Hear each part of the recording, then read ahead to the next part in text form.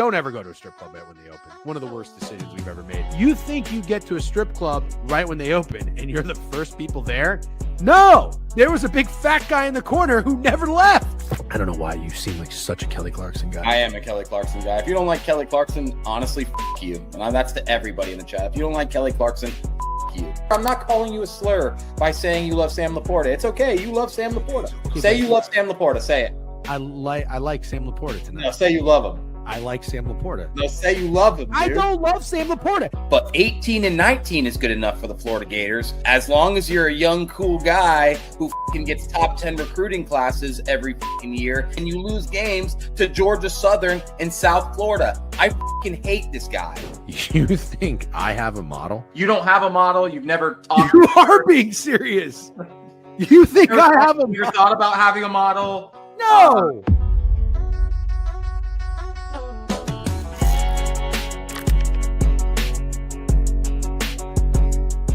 Whoever thought about having a model will just never not be funny to me. What's up, everybody? Good morning. It is Wednesday, February 18th. Steak, go ahead and let's tell everybody what you did that I'm so proud of you about. Well, first we got to ask him how I sound. That's yeah. I was. How do I sound? You sound great. You sound fucking great. Chat, why don't you say something? Do like a test sentence. How now, brown cow? How now, brown cow? How now, brown cow? Anybody notice how much better he sounds, how crispy he sounds? The microphone is active. It's working. I feel like my camera's a little foggy.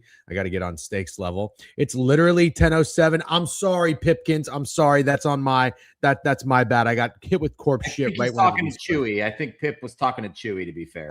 Whoa. Still sounds but clear. Very funny. Good morning, gentlemen. What's up, everyone? Danny, good to see you. Only Casper, Malcolm, LMO, Chewy. Well, I don't even know what Chewy said, but we're not going backwards. Chewy got a new job. Chewy got a new job in the deli department. I believe he's a deli associate. So W Chewy for the new job. Nice job, deli associate. Publix? There's no way that it's Publix. Kroger? What's a grocery store in the Midwest?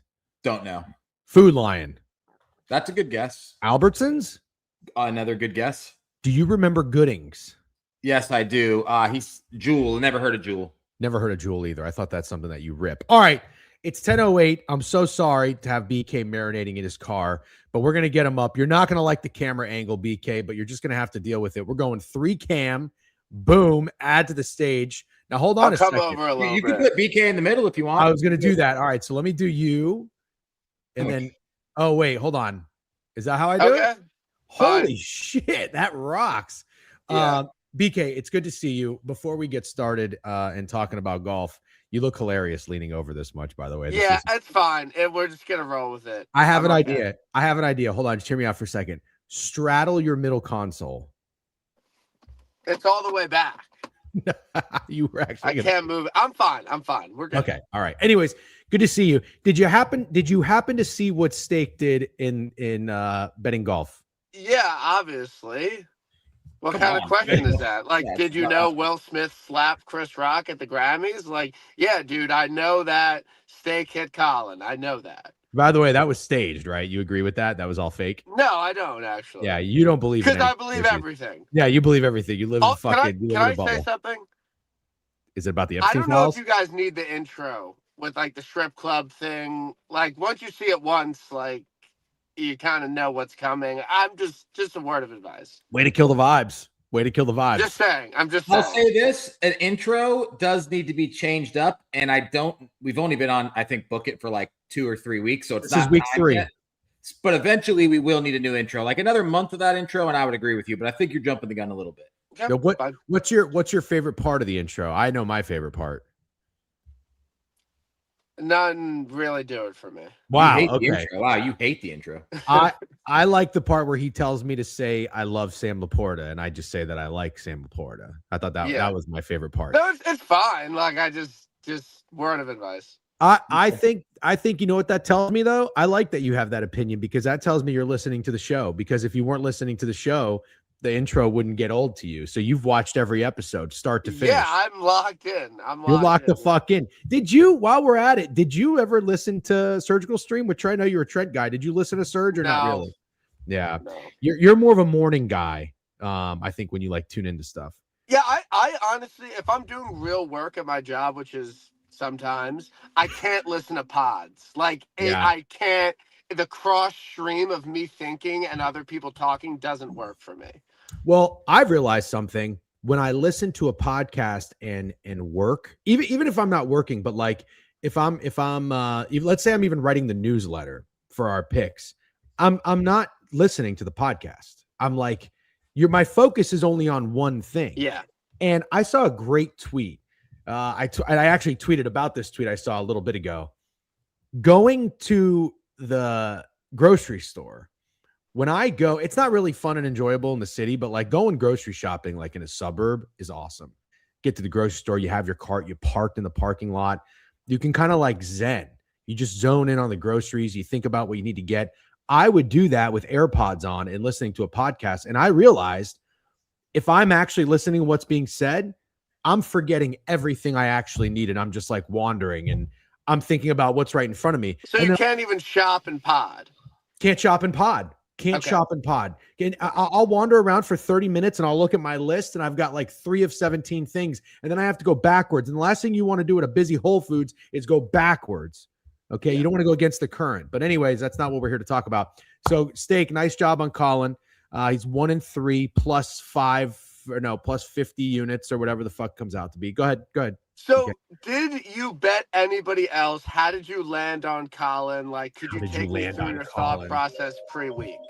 I did bet somebody else live, and this, you're probably going to hate this, but I'm not a professional. I watched Akshay Bhatia, and I was like, wow, this guy's fucking good. I feel like he's locked in. He's going to win this tournament. And Colin at that point was like 100-1. So I'd already given up on Colin. And I was like, I really want some skin in the game. There's not a lot going on Sunday. My wife's going to be gone. I just want to watch some golf, and I want to have one of the guys in contention. So I did bet Akshay 11-1 live.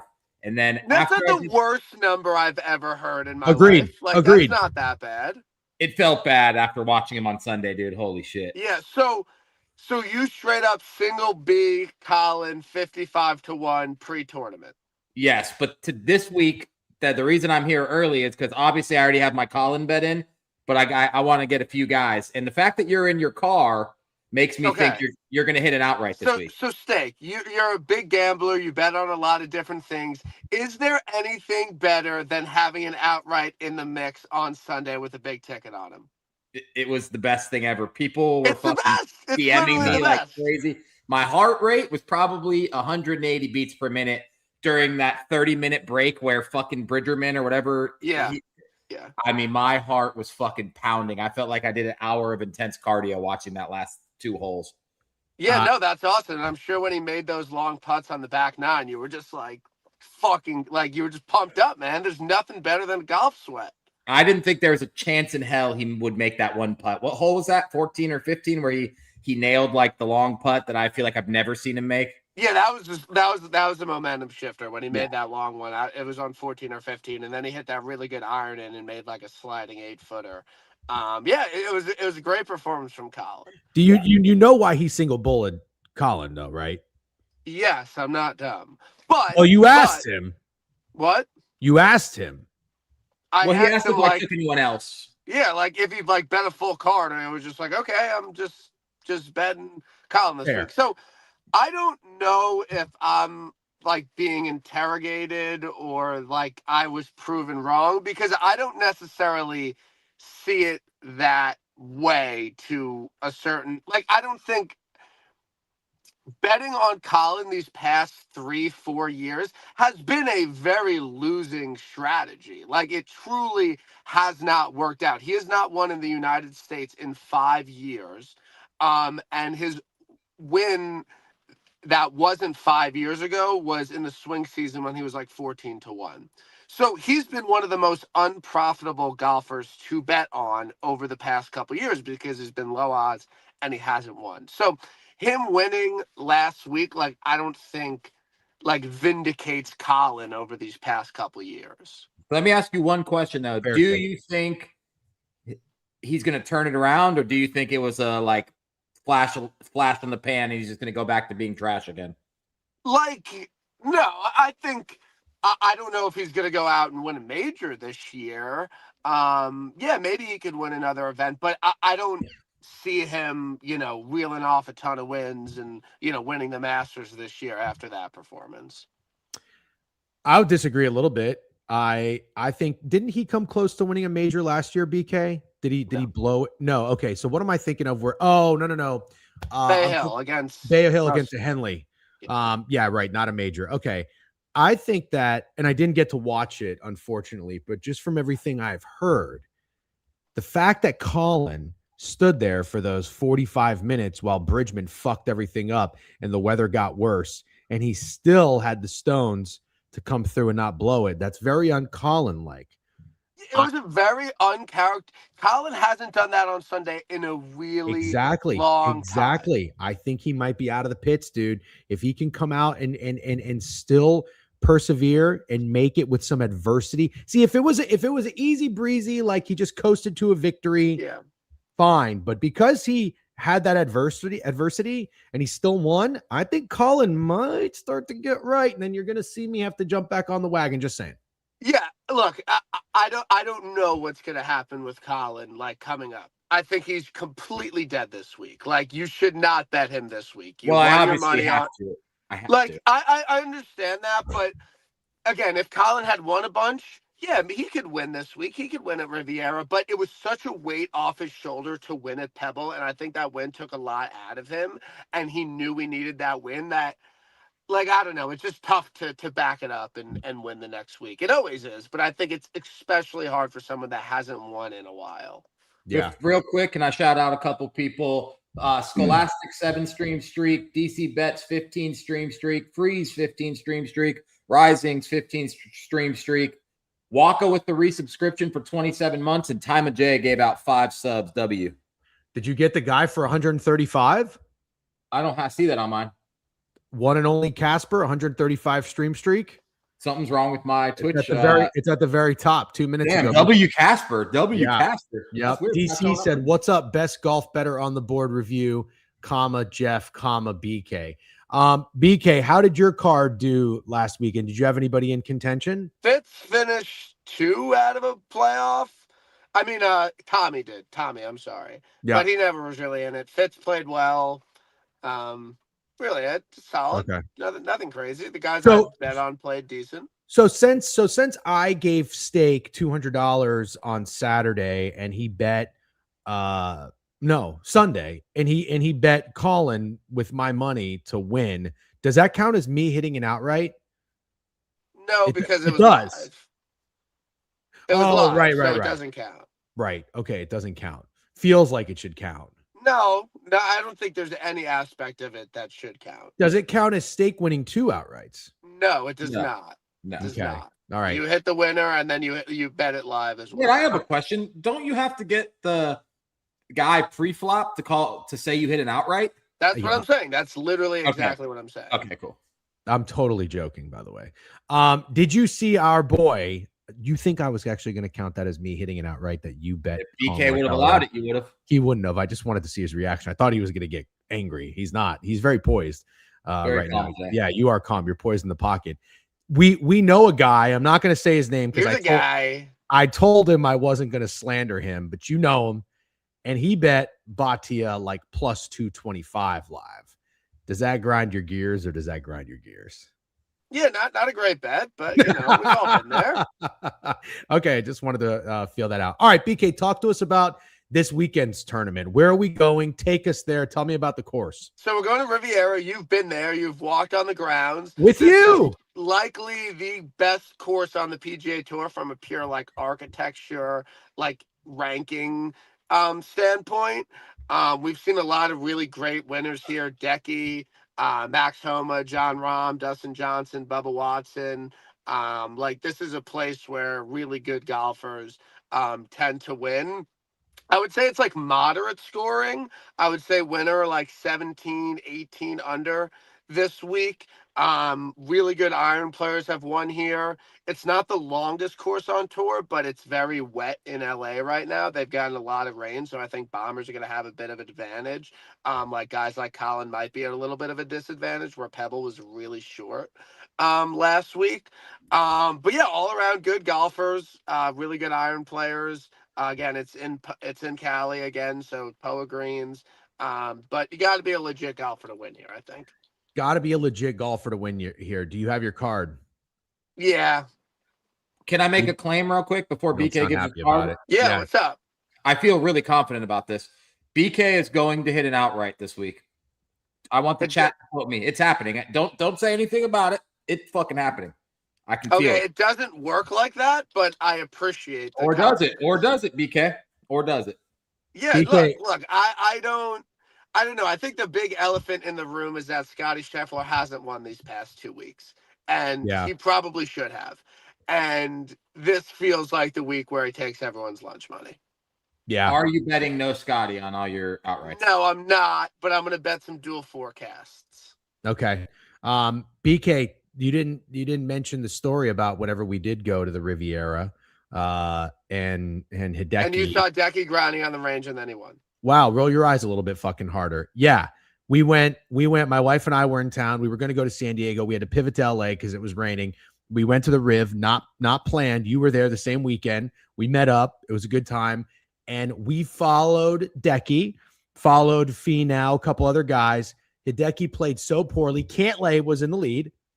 You had him. That's right. Brutal. You have a horrible track record when you follow your guys, by the way. Boots on ground. Yeah, you got Ludwig ripped your heart out. You lost a guy up north. Whatever. Yeah. Anyways, yeah. Okay. Hideki is down, played horribly, was so pissed off doing that thing where after he swings, he fucking, hard back swing. Drops the club. Yep. So Steak, my wife and I are leaving. We saw C Powers, by the way. Sup, C Powers, if you're listening. Good golf digest. He's not. Okay. Thanks. So we walk out. Everybody's leaving. We were there kind of late because, if I'm not beating traffic, I'm letting traffic beat me. So we look to our right. Hideki is on the range. Only guy on the range. And he's pissed. Cranking. I actually checked. Now, I was in California where you can't gamble legally, but I looked at Hard Rock. So, it's probably like 80, 90 to 1. He was 100 to 1 on the purple book. Hideki was 100 to 1, dude. And then Steak Sunday, Hideki came back. I think he went it was like one of the greatest final rounds ever. It was unbelievable. And of course, my wife was like, I told her what happened. She's like, we saw him on the range. You said he looked pissed off. Why didn't you put any money on him? I was like, God damn it. Gotta get some locals, bro. Yeah. So anyways, Hideki, 22 to 1 on the green book. How do I not tell a story like that and bet Hideki? How do I not? Decky's been playing unbelievably well. I think he's going to run out of steam. No, you're so wrong. You're so wrong. Sorry. You want me to give my opinion? You don't like Decky. You don't like Decky. You don't like fucking Hideki. You've never liked the Decky. I don't know why. You don't like Hideki. You don't like Hideki. Degen, last week, Siwoo Kim playing unbelievably well 3 weeks in a row. He's 22 to 1 and he flames out. He ran out of gas. You disgust me with that comparison. You disgust me with that comparison. You think Siwoo Kim is Hideki? He was lower odds than Decky last week. I don't give a fuck. Hideki is an absolute dog. Hideki, in my opinion, you say he's going to run out of steam. He's most tipped. Oh, that's I swear to God. So you didn't fucking invent Decky this week like it was. I didn't say I did. Dude. I'm saying he's knocking on the door.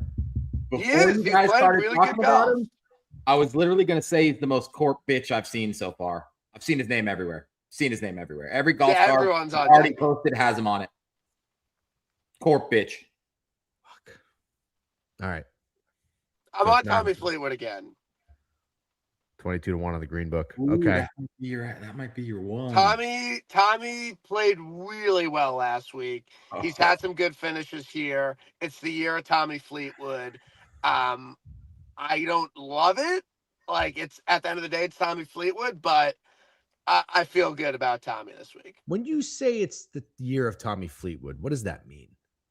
Last year, he played really well. He finally won on the PGA Tour, and now he's going to win some big dick events. Okay. I respect that take, and I can see it. Cantlay Morikawa right around that 30-1 range. What do you think about these two? Sorry, you said Morikawa was dead. That's fine. What do you think about Cantlay? He has some of the best course history of anybody in the field. He always plays really well here, but I just haven't been impressed enough with his game to bet him at this number. Like, I think if this was at another course, he would be like 40. If Cam Young is going to have a year, he's got to play well here, doesn't he? Yeah, this is a good course for Cam Young, and he's played really well here. He has not been great to start the year, though. He's been pretty disappointing to start the year for what a lot of people's expectations were of him. So this could be the get right spot. I have no problem with the Cam Young bet. I'm not on him. Okay, I like Cam Young. Got her ups at 40-1. I mean, the books are just not going to get this guy. They're not going to give this guy the Siwoo treatment, apparently. I don't know. I didn't think he would win Waste so soon after winning Sony, but this might be he kind of ran out of gas last week at Pebble. Like, started out, he kind of flew too close to the sun there, and he kind of flamed out and had a pretty average finish. So I don't feel great about it. Also, want to put this out there. Rory is extremely popular at 14-1, which anytime guys below 20-1 are super popular, like, that's just an auto fade for me. But everyone's paying up for Rory this week. Just putting it out there. Okay. All right. Yeah, I didn't mention him. Sorry, I jumped over him. A couple people mentioned in the comments. Rory, right there after Scotty. Xander sitting there at 20-1. I'm not ready to go to battle with Xander. I want to scroll down to let me pull up Pickett here. Shout out Pickett. Let me get this 3-frame overlay off. Give me 2 seconds. Bang. Got her up, as I just mentioned. Harris English keeps getting a lot of respect on the odds board. Is he playing good golf this year? Is this a guy that's going to? He's playing all right. He's been good here. I think he could finish T12. I like Fitzpatrick. Sorry, go ahead. I'm on Fitz. Fitz had one of the best approach weeks of his career last week at Pebble. Finished top 15. He's had a top 3 here before, but his last 2 performances at Riv haven't been that great, but he's playing some really good golf right now. It's just going to come down to if he can make enough putts to win. Is he a court bitch this week? He's on the chart, but he's not like top chart. Okay. Yeah. Steak. Sorry. What were you going to say? That's okay. Is Jake Knapp going to win soon? Because he's giving me the feeling of a guy who's going to win soon. It's hard for me to say because I'm wrong. I said Jake Knapp sucks at golf, and he's proven me wrong. Do I believe he has the upside to win at Riviera? Not really, but he's played better than I've expected, so it's hard for me to say he sucks. He reminds me of a guy who's got that look in his eye every time I watch him. Yeah, I like that Steak. I could get down on that with you. How's Sepp been this year, my sweet Sepp? He was good last week. He finished runner-up last week. Maybe you should have paid attention. Yeah, I know. I probably should have paid attention, but I shut it down, so maybe you should pay attention to my fucking tweets next time, okay? Sorry, when you tweet 40 times a day, it's tough to keep up. I'm tweeting like 4 times a day. Anyways, somebody asked earlier, let's respect the chat and their questions. Is Ricky Fowler going to win a golf tournament soon? That was a pretty pathetic ass performance over the weekend. Playing in the final group on Saturday, shoots over par on Sunday. That was pretty pathetic. He's playing pretty well. Can he win soon? I don't know. Okay, you don't really sound that enthused about him. Jordan Spieth played some decent golf to start yesterday, so I saw. I don't know if he flamed out, but 75-1, Keegan 65-1. You like any of these guys? Yeah, no real beef. I like Jason Day this week. I have a good feeling about Jason Day at Riviera. He was super popular last week, so like doing a little flop lag situation. Very popular at Pebble. Finished respectable T22. Top 10 here last time it was at Riviera. Irons have been really good to start the year. Jason Day 80-1, 70-1. I like J Day this week. Okay, all right. Nick Taylor 90. Bridgman 100. Are you muted? No, I don't think they're gonna win. That was weird how you did that. That was weird, right? Like, I don't know what you want me to say. Like, yeah. I bet Mav too, but you love Mav McNeely. You love that is your guy. Just say he's your guy. I just said it. Clip it and put it on the intro. Have you ever watched the Silent movie, Jeff? You know, like Charlie Chaplin. You never watched anything like that. No, that's what calling DJ Jeff killed me. I know. Jeff, dude, people have called me Mr. Sunday, which I kind of like. It's pretty. That's funny. cool. Yeah. No, I've done a silent disco though. Those are fun. BK, you've done a silent disco. You look No, like I a music haven't. festival guy. Yeah, you have. Yeah, you I have. haven't. You probably didn't even realize what you were doing. No, that didn't. No. So, okay, so you love Mav McNeely. By the way, Pranav asked what you think of Thigala. Is Thigala a Yeah, serious no, but golfer? like I don't feel that strongly about it, but he could play fine. Okay, well, let's round this out, gentlemen. BK, we appreciate your time as always, but let's start with the golf sharp up here. Steak, who do you like so far after listening to BK? Give us the rundown on this golf course. He's running some regression models. I need BK to go first with his actual card because I made the claim that BK is hitting an outright, and I have to figure out. Okay, I'll give you my card. Tommy Fleetwood, Matt Fitzpatrick, Mav McNeely. Oh, Sam Burns. I'm betting Sam Burns. Totally forgot about that one. That might be a good omen. And then Jason Day. 5-pack. That's a pretty good group of golfers. Yeah, that will result in zero money. No, dude, you gotta stop talking like that. You're hitting it out right, dude. I got a question. Let's say, okay, hold on. Sorry. Here's Fleetwood. No. Seriously. Fleetwood, Mav McNeely, Jason Day, Sam Burns. Who else? Fitz. Let's say what are the odds, yes or no, that like if you were to pool those guys together, that BK's winning? Like, dude, it's like 5 to 1? plus 700. Dude, I'm like, yeah, I would take it. Plus 700 to win an outright.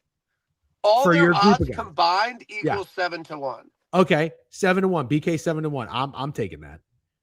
Then it's dead. If you bet that, it's dead. Can I invest in your card? So I'll give you $100. If you win, you give me $700 back. That would be the worst deal ever. No. Well, if you lose, then 100 of those dollars are not yours; they're mine. But I wouldn't win any money on. No, I'm not even entering. Well, I think the question: what is are you betting $100 on each of these guys or less? No. So I bet that what you should do. You don't have to listen to me. Oh, God, because you're a better golf bettor you than shouldn't I. ask them this. You shouldn't ask them this. Every bet should be to win the same amount. So you should pick an amount that you want to win on each golfer. Let's say it's $5,000. So if you are betting someone at 50 to 1, that's $100. But if you're betting someone at 25 to 1, that's $200. So you shouldn't bet $100 on a 90 to 1 guy and $100 on a 20 to 1 guy. Okay, that makes I agree with sense. But what is your amount if you're comfortable telling? Because I'm trying to figure out how we give Jeff these odds. Yeah, so I used to bet to win like $4,000, and then I lost $12,000. So now, and I have a mortgage now. So now I bet to win $1,000. Okay. So I bet all my outrights to win $1,000. It's about $125 investment a week. Okay, so that bet with Jeff would make no sense. You're 100% correct. He would have to do like 25 to win 175 or something to make that worth your time, but 100 to win 700. Yeah, dude, if I hit it outright, I'm gonna need every fucking cent of it. I'm not fucking sending your bitch ass $700. Okay. Okay, I listen. I'm trying to have a little fun. You don't want to have any fun. You're a fucking dude. No, you're a homeowner now. You got a fucking mortgage. You don't really even barely bet golf. You hardly watch it anymore. Co-op owner. Yeah. No, in all seriousness. Wait, I have a question. Previous owner has cats and birds, and I'm worried about the smell. Let's talk about this off camera. No, I want to hear it. Go ahead. All right. Go ahead. Sorry. Can you get rid of the smell of a prior owner in a place if they had pets? It's tough. Is there carpet? Is there carpet in the apartment? No carpet. Then yeah, you can. You know what you need? Febreze. I'm just kidding. You need something. I think it's called like Kiehl's. It's like this paint primer. You paint 2 coats on the walls with it. If there's a stench in the walls, that should do a good job, like trapping it. Then you put paint over it. What else? Candles. Okay, no, we're gonna do a professional cleaning, but I just in your experience, I'm gonna tell you this: as a guy with 2 dogs, my wife has a cheat code. It's like this fucking diffuser or scent thing, and it has hotel collection smells in it. And it's the best smelling thing ever. You literally can't smell the dogs in my house. I think it's probably way more expensive. I'm not even going to look, but it makes the house smell amazing. And I have 2 dogs. But that's like putting Bengay on a muscle cramp. Like it's not actually Bengay. No, that's what Bengay's for. With the chat Bengay gave doesn't me some fix it, great though. recommendations. Bengay doesn't fix it. machines. I'm just saying the cleaning's not going to do it. You see the chat knows ball. Kills primer all day is going to be your number one go-to. You got to get it out of the walls. Then do what Steak's saying. But you have to actually treat the source of the issue. Oh, I agree then. I agree with yeah. But no, I'm not. Then you can do all the other smelly shit, All right, BK. By the way, who are you guys betting? I don't know if anybody's told you this, but you wear that sweater a lot. What sweater? This is my work jacket. I wear this jacket to work. That's a jacket. I said you wear the sweater a lot.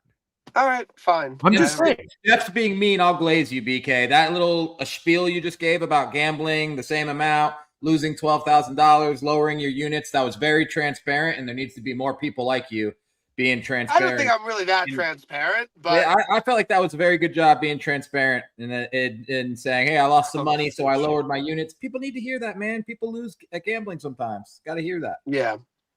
It's a weird. I like what Steak's trying to do. It's a weird way to glaze you. BK is not. He's not the most. He's not like he hides anything, but he also. I don't think he really I'm not cares. like, I hit zero. He answered every question. He answered every question. I think the way what BK should be applauded for actually was it was explaining some structure for betting golf. What I have started to do, because I've been so bad at betting golf, is I'm just betting to win 1,000 essentially. So those 50 to 1 guys, I'm putting $20 on. If they're like, obviously you can do the math. We don't need to keep doing it, but that's a good way to explain it. That to me is not the 7 to 1 thing. The 7 to 1 thing gets confusing. Betting every golfer to win the same amount makes a lot more sense to me, in my opinion. But you should have a total amount that you are willing to lose every week. Like I'm investing $300, and then you split that $300 everyone to win the same amount. But the other thing that really should be noted is that the odds should equal around 6, 7, 8 to 1. Yes. Yes. Where if you bet someone at 10 to 1, you can't bet a guy at 20 and 30 and 40 to 1 because you're not going to return that much money because you're investing that much into your outright. So that's the other thing. I also want to just say we all collectively agree. And Steak, I love that Steak is becoming a golf guy, but I have been trying to ring the alarm on how golf is the best sport to bet on for years. And I love reminding people of the story of when I slid into your DMs because you were the golf guy. And I was like, hey, BK, I'm just little old me. I'm little old me writing a newsletter, trying to talk about betting golf and how great it is, how much fun it is. You seem like a golf guy. Can I get your picks? And you're like, yeah, dude, I'm doing a podcast. Like, I'll talk to you later. So it wasn't until I won. I think I probably won about, 6 outrights in like 9 weeks. Yeah, that's an exaggeration. But then BK was like, dude, what's up? You want to get a beer?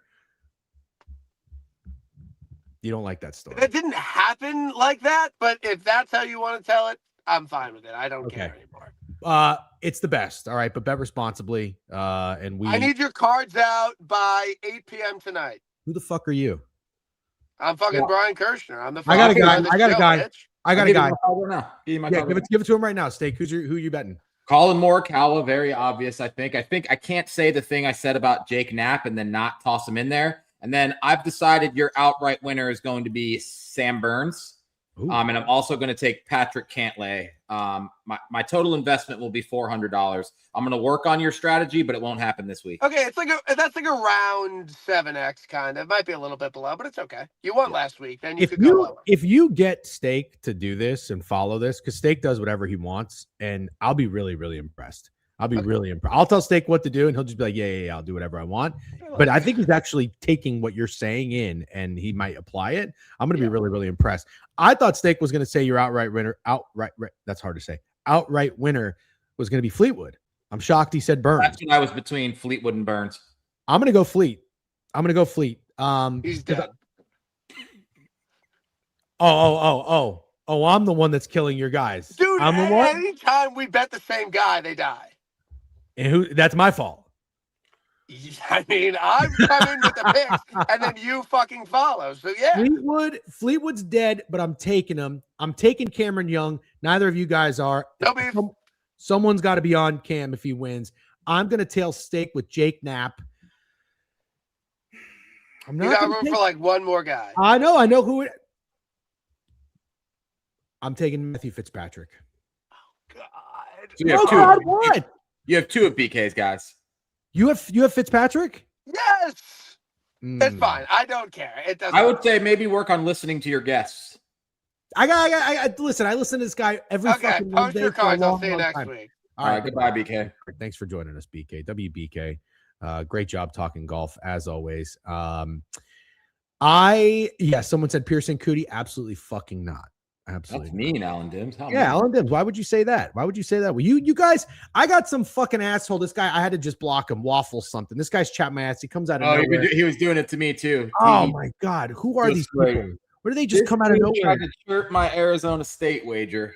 Cash it, by the way. Yeah. Make sure you let him know. I had to block him. I don't know. I had to block him too. I'm blocking all the dorks, man. Yeah. I just don't have time. Also, I think a few people I've muted, and I'm wondering if muting is worse. Like, is that even funnier because they're not blocked? And they keep going out of their way to say things, but you don't see them? Like, that's kind of funny. Great fucking wager. Great wager stake. Who's he talking about? Oh, Arizona State. Yeah. I saw. Wait, let me guess you up for a minute. You said yesterday, you stood on business. You said yesterday was going to be a day that the sharp plays hit. I saw your card. You had Ohio State. You had Iowa. I don't think you swept, though. You didn't hit UMass. Yep. It was never. I told you, I said, I can't believe you were very good about not getting cute with fading Miami of Ohio. You and I have each done it once. Oh, what the fuck that was. You and I have each done it once. You did it again, but that's okay. You were in your bag. I thought Iowa and Ohio State was going to go 1-1. I elected to go with Nebraska. Horrendous wager. I watched a few minutes of that game. Oh my God, that was miserable. I turned it on. I think Nebraska was winning 10-7, and then I want to say they went 7 minutes without making a basket. And I said, no thanks. This is not how I'm spending my Tuesday night. Let's change that. I think I watched like a Dateline or something. Can I be honest? I actually didn't hate that you were trying to stand on business with a fake sharp spot. Mm-hmm. I was just kind of surprised that you just like dismissed the fact that the fake sharp spot was so obviously Purdue. Like, it wasn't because I had it and took it so early that you didn't want to take the same play as me. Because I felt like it was just so obvious, and we both hate Purdue, kind of. I was surprised that you dismissed that because I felt like it was obvious from the beginning of the day that Michigan was going to dog walk Purdue. Yeah. That's kind of interesting. Yeah, I guess I'm trying to think. I saw your tweet. I loved your tweet. I didn't even second guess your tweet of, I think you said you laid the money line. It was like -157, right? You in your tweet, you said something about, I don't care that the line's short. I don't care that it's square. Michigan is a much better basketball team than Purdue. I think that's what you said. Yeah. And maybe in my own head, that was so good. I was like, let me try to do my own thing. Yeah. But I could still have taken the play. There's no excuse there. I can't really tell you why, because I'm a big Purdue hater. I've bet on Michigan. We bet on Michigan over the weekend. I don't have a good answer for that. But I was pumped that you stood on business with that. Square plays do cash, and they hit all the time. That was the fake sharp spot of the night. Great job. I watched a lot of that game. You want to talk about it for a second? Do a little recap of last night, and then we'll get into the board today. We've got a big old board today. Big old board. I can't wait to talk about it. So I watched Purdue in Michigan, and I can only say so much because I didn't have any money invested on the game. But man, I'm watching this mostly the second half. I got home late. I caught a little bit of the end of the first half, but it was just clear as day. I don't know if Michigan and Purdue have already played each other and been on the same court. Michigan, I know they're a big team. They looked even bigger against Purdue last night. And I don't know what it was because Purdue's got some big dudes. Kaufman Ray, I think. I don't know. He's Kaufman Ren, yeah. Ren, and then the other guy that we hate, Oliver Clough or something. This fucking guy. I've not done a complete 180, but I felt bad for shitting on him when I realized he is the highest energy player for Purdue when he's out there. Like, that guy fights for every loose ball, every rebound. I think he's a big-ass goofball. Yeah. Can't hit a free throw to save his life. But damn, I think I've done a little bit of a 180 on him because no one's outworking him. I'll say that. Okay. Braden Smith did not have a point in the first half. Mm-hmm. He showed up in the second, though. I think he had like 14. 19. 19. Yeah. I don't like Fletcher Lawyer. I don't care for him. I just don't really care for anybody on that team. I fucking hate looking at Matt Painter. I hate looking at him. I haven't liked him for years, but I could not believe I'm watching Michigan and I'm like, they look so much bigger and badder than Purdue. They are And so much bigger and badder than Purdue. Your eyes were not deceiving you. Michigan is bigger and badder than Purdue. but you know what's so funny? That's not my first time seeing Michigan play basketball, and I just don't know why it was so apparent last night. I've watched Michigan play Penn State. I watched Michigan play Michigan State, and I just don't know what it was last night. And I think it's because of my hatred for Purdue. And so what I want to ask you is this: we don't really need to talk too much about Michigan. Like they're big and bad, and that's clear. But does last night's game change your opinion at all on Purdue, or do you still think this is all leading up to basically driving like the share price, the stock price down on Purdue, and then once you get into the tournament, anything changes, it's fucking knockout. And do you think Purdue is going to be that team that rises and I look like a fucking idiot, or they are who they are? They are who they are, which is bitch made. Braden Smith is a nice player, I guess. He's not a dog. I feel like they have no dogs. Kaufman-Wren, I guess you could argue. Did you see the part of the game where Kaufman-Wren hit a nice little shimmy in the post, cut the lead to 14? Michigan called a timeout, and he's on the sideline going, "This is my shit. This is my shit." Down 14. I saw that, and I was like, "There's no way this fucking guy's doing it." And then there was another part of the game where I think, if I'm not mistaken, Purdue had cut it to 11, and they got a steal, and Fletcher Lawyer took like a transition three-pointer, missed everything, complete air ball. Oh yeah, I did see that. It was the top of the key. It was a total air ball because Purdue made some plays. They had some great steals. They made some hustle plays. I think Braden Smith had one where he went to the outside, the sideline, and threw it behind him and went right to the Purdue guy. There were some plays made. There were some hustle plays made.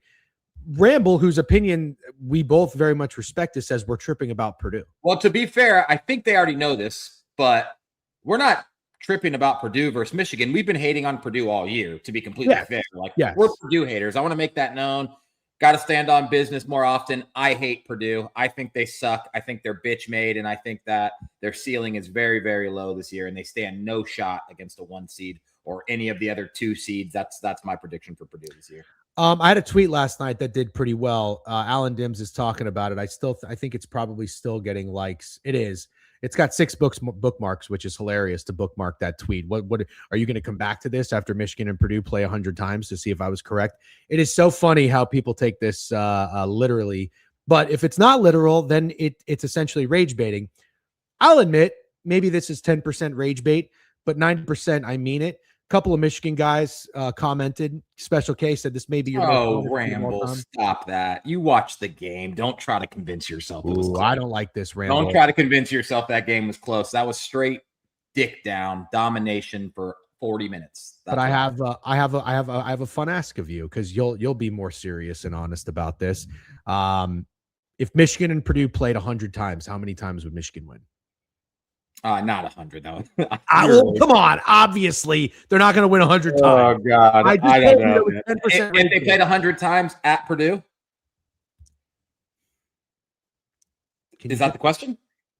That's not the question. If they just played 100 times, I'm not allowed to ask where the game takes place. I don't fucking know. That's not. You're fucking giving me a hypothetical, and you can't answer important questions. Put it on a neutral. 75 times. I would say 85. Like that would now I'm have to go with Ramble. That might be too much hate for Purdue. We're not that far off. You're at 75. I'm at 85. I think one out of every. If you can't say they would win 1 out of every 4 times, we might be in trouble. We might be in trouble. That game, I'm telling you, it's out of neutral. That game was at Purdue.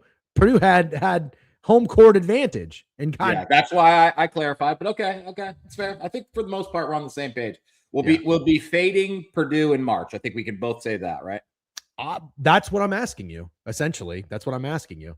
Let's talk about some other games from last night. So, first of all, we did not stream yesterday. Sorry, I was driving back from Maine. Had a lovely time. Kudos to Steak for cranking.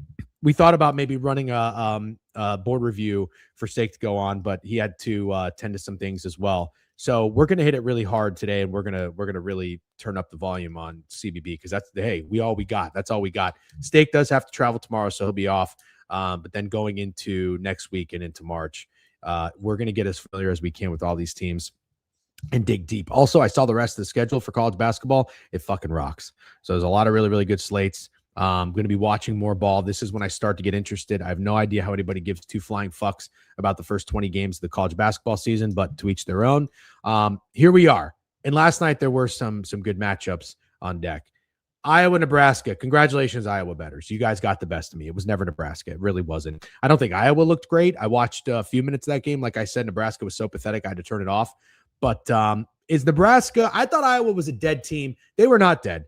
Iowa showed up and they played well. I think they have 7 or 8 losses. Nebraska only has a handful. How do you feel about Nebraska? Are they fluky and kind of flaming out? Yes, but like that's kind of what everybody thinks. I think I don't think that anybody thinks Nebraska's all that good. That's why I think I understood your angle on the game yesterday. Mm-hmm. It's tough. Nebraska's tough to figure out because I feel like I'm going to say something negative about them and they're going to reel off some more big wins that no one expects. But yeah, yesterday was more of the Nebraska I would expect to see. Not a hater. I think what they've done is really, really impressive this year. I do not want to come off as a Nebraska hater, but I do think yesterday 52 points is a little bit more of what I think you can expect from Nebraska this year. Yeah. Somebody said,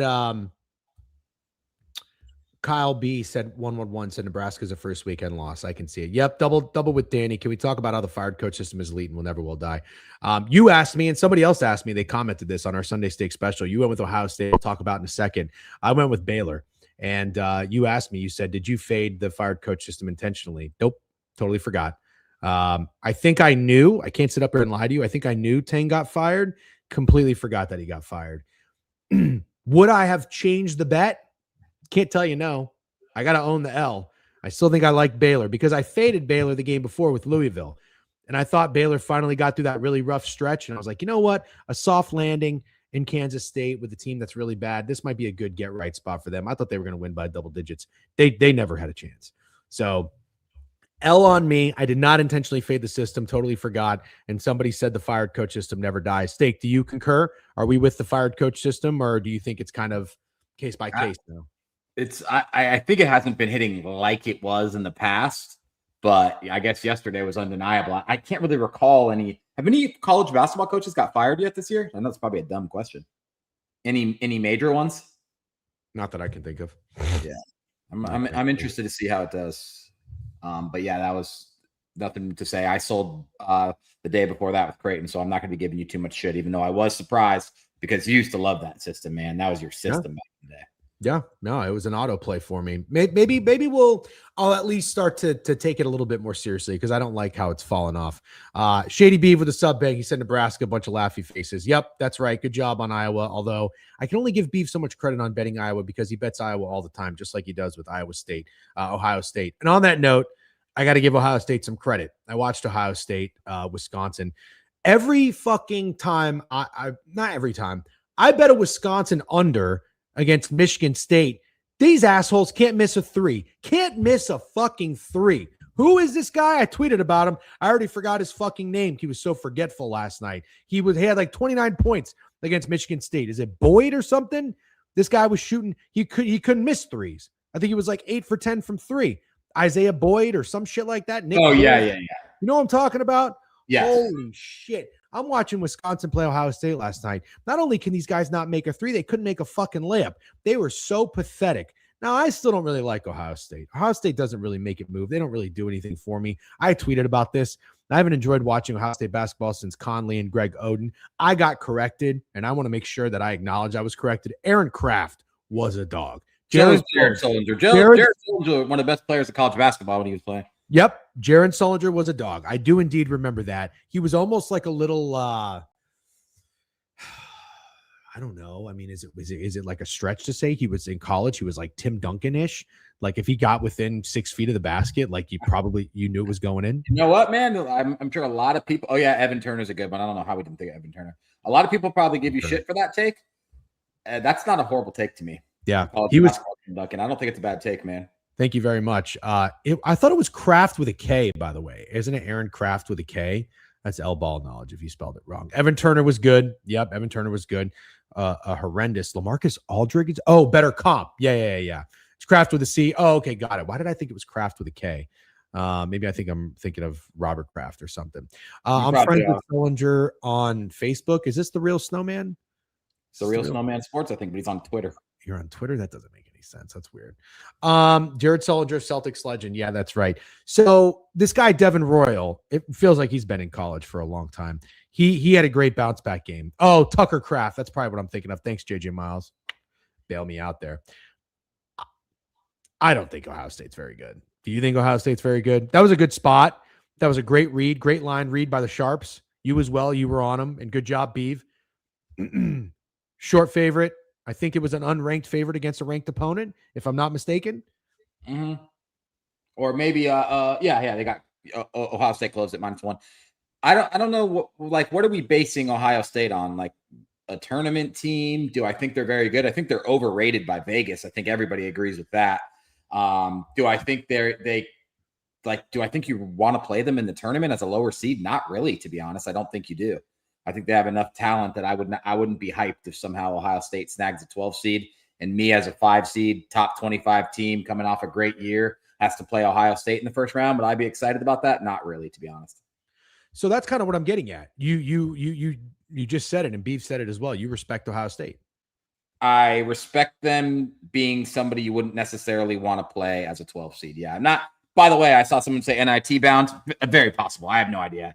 I'm just saying if they got in the tournament. Oh, they might not even make it. I thought they were. There's definitely a chance they don't make it. Oh, okay. I thought they had like 6 or 7 losses, and I felt like if you have 7 losses, you're not completely out of it if you're in a conference like the Big Ten. But I could be totally wrong there. They're on the bubble. They are not completely out of it. I bet if you looked at a bracketology or whatever they're called right now, they're right around there. Yeah. Shout out Kyle the Whaler, by the way. Your comments this weekend were fantastic. My wife said you were the commenter of the weekend. Also, by the Beeve with the cuck chair comment, it was a ratio, so I'll own that. But can we go around calling every chair a cuck chair?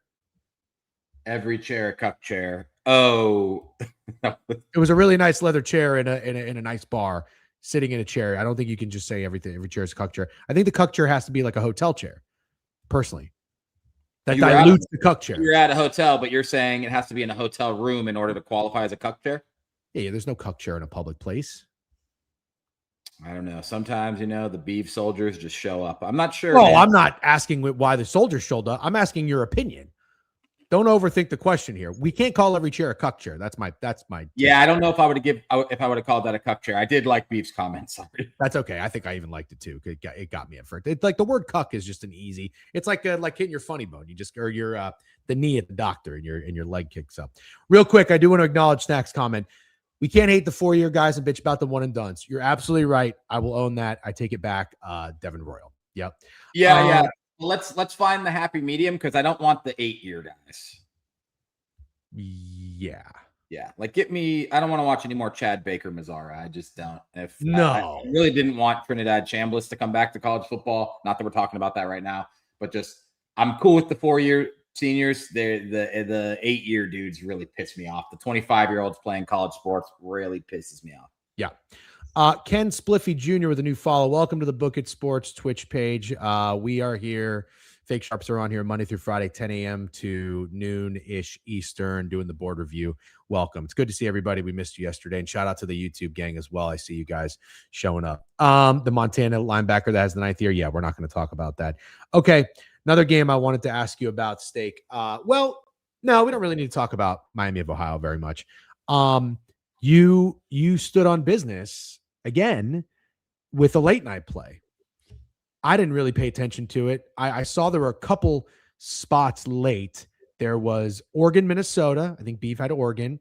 And then there was Arizona State, Texas Tech. Mm-hmm. Okay. And you had Arizona State. Were they plus 4.5?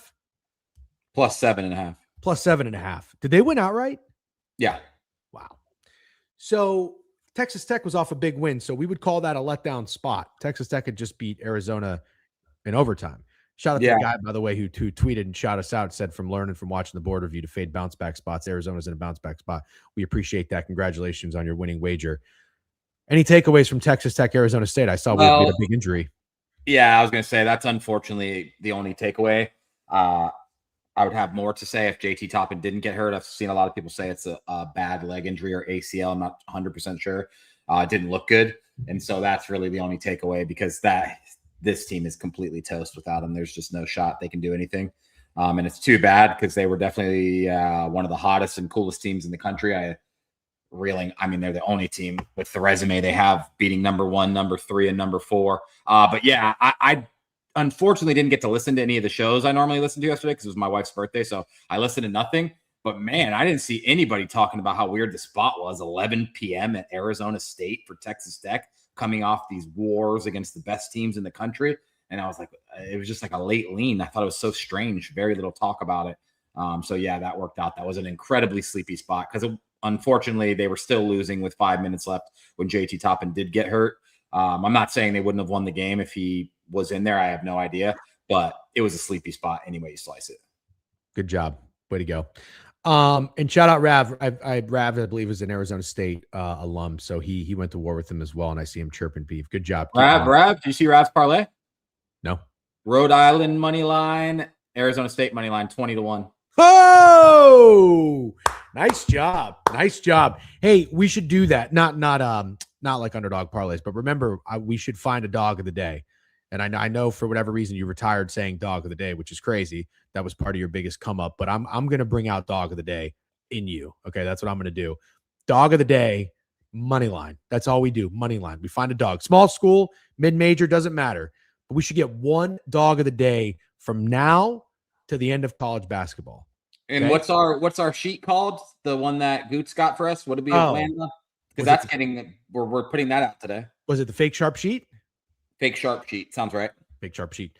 Yeah. Anything else to recap from yesterday? If not, we're gonna take a pee break.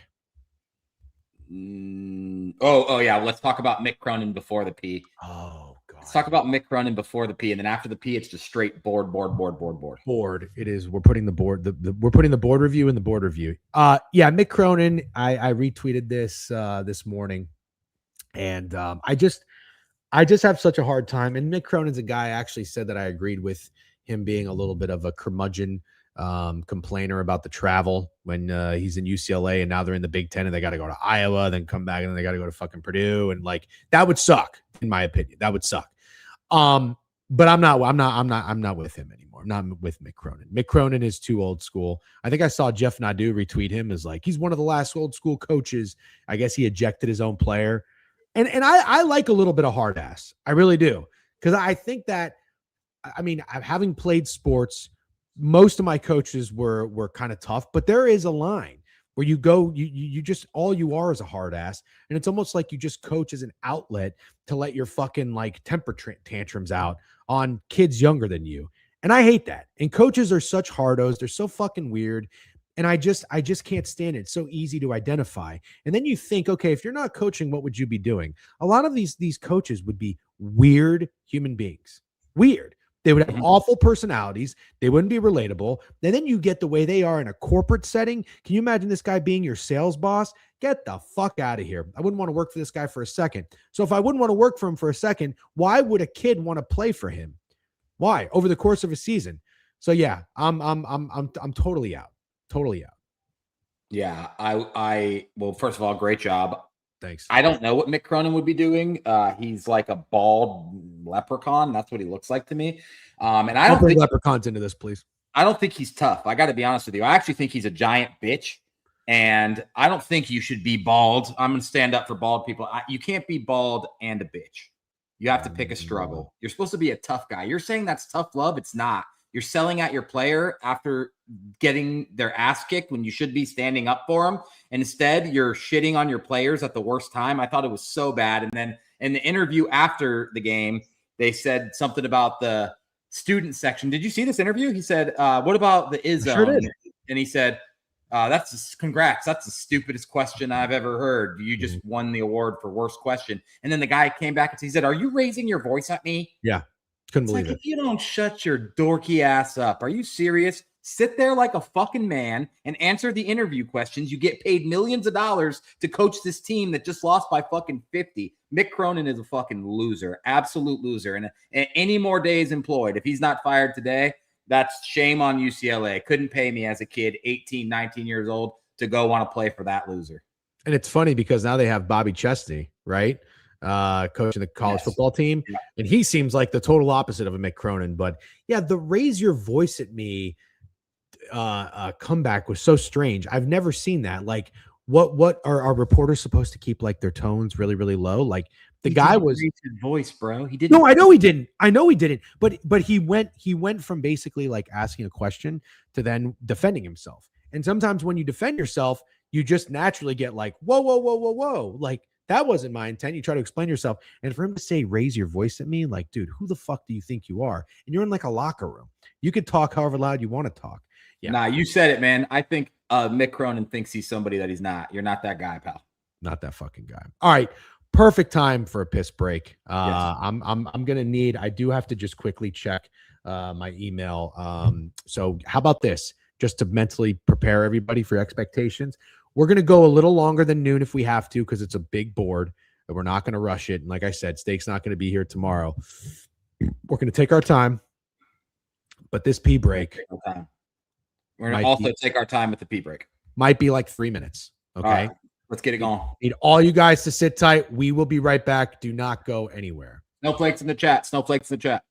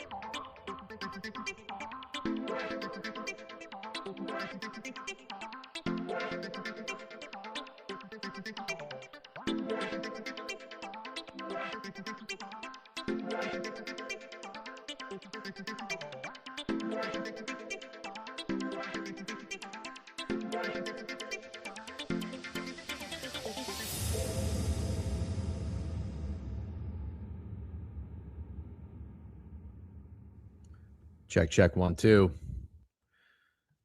The pee break is no longer. That song made me want to do some Molly. You said it, not me. Yeah. All right. Let's get into it. Everybody lock in. Bro's taking a dump. No shot we have a pee break. We absolutely have a pee break. Listen, man, you guys got to pay attention to something. If you watch a 2-hour show of people talking about sports, they usually have commercials. They have a lot of breaks. They have a lot of stops. To sit here for 2 hours straight and not piss is crazy, especially after you just had coffee and you're drinking water and staying hydrated. Okay. I'm going to move on here from golf. Looking forward to this weekend. Shout out to BK again for coming on to talk golf. I think BK is one of the best in the biz to talk golf, and also enjoyed having Steak up here now. I think this was the first time you hung out and talk golf up here. For the full time, yeah. I always come in and say what's up to BK. Yeah. He's a good dude. I got to try to see him at some point and get some beers with him. All right. I want to take my wife to an Islanders game because the Rangers are fucking dead. Also going to MSG. I mean, for Rangers games is like a freaking library corporate event. UBS, I think it's called. It's very, very fun. You want to hear a hilarious game I'm going to? I already know what it is. Magic at Clippers Sunday night. Oh, very fun. Very fun. Wait a minute. So when does the NBA get going? Tomorrow. Okay, gotcha. All right. And you're going to LA for birthday? Family? Nah, my wife has a work trip. So got it. Yeah. Okay. All right, cool. We'll have fun. If you need any recommendations, let me know. Always take recommendations. Yeah. Are you staying in LA? Yeah. I don't really like Los Angeles, but I like Santa Monica. Yeah, I like Santa Monica too. My brother lives there, but you know that. Oh, then he probably has you covered. Okay, sorry. I'm just getting the tabs situated here, and I think that I'm good. All right, we got Pick It Up. I'm going to get to Pick It in a second. I've got our other sites up, other tabs up. I want to say there's only one more that I liked using. Oh, yeah, that's what it was. Let's get this up. And first game I have on the board, and you're always good at doing this, so I like whenever you tell me where to go. But I'm seeing a couple shit games. I just want to make sure they're at 6 o'clock. We don't need to talk about Lafayette Holy Cross. We don't need to talk about VMI Wofford. Should we go straight to Penn State Rutgers? Yeah, that's also a disgusting game, but I would like to talk about it because I actually have some opinions. Because you have what? Opinions. Oh, okay. Yeah, let's do it. All right. So Rutgers is in shambles. 10-15 this year, 0-7 on the road, 2-8 in their last 10. Penn State 11-15, but they're 8-6 at home, 4.5-point favorites. I'm seeing the total 149. First reaction, I can't tell you I'm overly, familiar with either of these teams, but I thought 149.5 looked a little high on the total, and Penn State looked maybe a little bit short on the spread, given that Rutgers is such a bad road team. What are your thoughts on this? I could tell you why they look short, because that's exactly what I said to myself when I looked at this game. 0-7 on the road. I know Penn State's no good, but they're 8-6 at home. 4.5 felt a little short. Rutgers has actually been surprisingly competitive. They're 7-3 against the spread in their last 10. They've covered 4 out of 5 games. They've actually been more competitive than Penn State. They just had an outright win against Maryland as 2.5-point favorites, covered against Nebraska, didn't cover against UCLA, but then covered against at USC is 12.5-point dogs. They lost by 3. And before that, they took Michigan State to overtime. I know Michigan State has been struggling a little bit, but you could argue that Rutgers, very, very dog shit team, playing their most competitive basketball of the year right now. Do you want to buy in? Kind of. That would be the only thing I would do here is take Rutgers plus 4.5. That would be the only thing. Dog of the day? I don't think we could find dog of the day. No, I don't think so. Okay. Plus 180 on the blue book if you wanted to go on the ML. And what do you think about the total? If you don't have any thoughts, that's totally. I think it's high. No, I think it's high. Yeah. Okay. All right. Maybe a little action here. For me. Be back in 10 seconds. Yeah. Do your thing. One cam. Here we go. Okay. Rutgers or nothing, says Logan Dizon 8727. Yep. Steak definitely has a pit bull. He seems like a pit bull guy. I think at some point he had a pit bull, but he doesn't anymore. He's a bulldog guy. Doesn't he also seem like a bulldog guy? What happened? Did you do that on purpose? No, not on purpose. Okay. I have a 12-year-old English bulldog, and I'm not even joking. He's blind, and he gets himself stuck in random parts of the house in corners. And so, like, I just literally looked at him, and he was standing in the corner, completely stuck in between an entry table, barking. So I had to go get him. Yeah, I know how it goes. Our dog was blind too. Steak looks like he works in a coalition of black dudes who breed the fuck out of bulldogs. Jesus. If you want Rutgers, you want a high total since PSU sucks defensively. Bang. Okay. Rutgers hasn't won a single road game. That's correct. Tonight feels like tonight. Okay. Yeah. Ooh, she might have to be Rutgers. Look at them splits. Holy shit. I think that is absolutely what I'm getting at here. I think it's Rutgers. Rutgers feels like a non-trendy dog is what I'm saying. Okay, let's go back to the board. Since I'll also address the pit bull thing, since I'm getting pit bull accusations, my little sister used to rescue pit bulls. I think she rescued and fostered over 20, which is really awesome, by the way. And I was the guy that went with her to go get like pit bulls out of bad situations. If there's always pit bulls always end up in bad situations. A lot of them are great dogs. I do have a special place for pit bulls. I'm not gonna lie. Yep.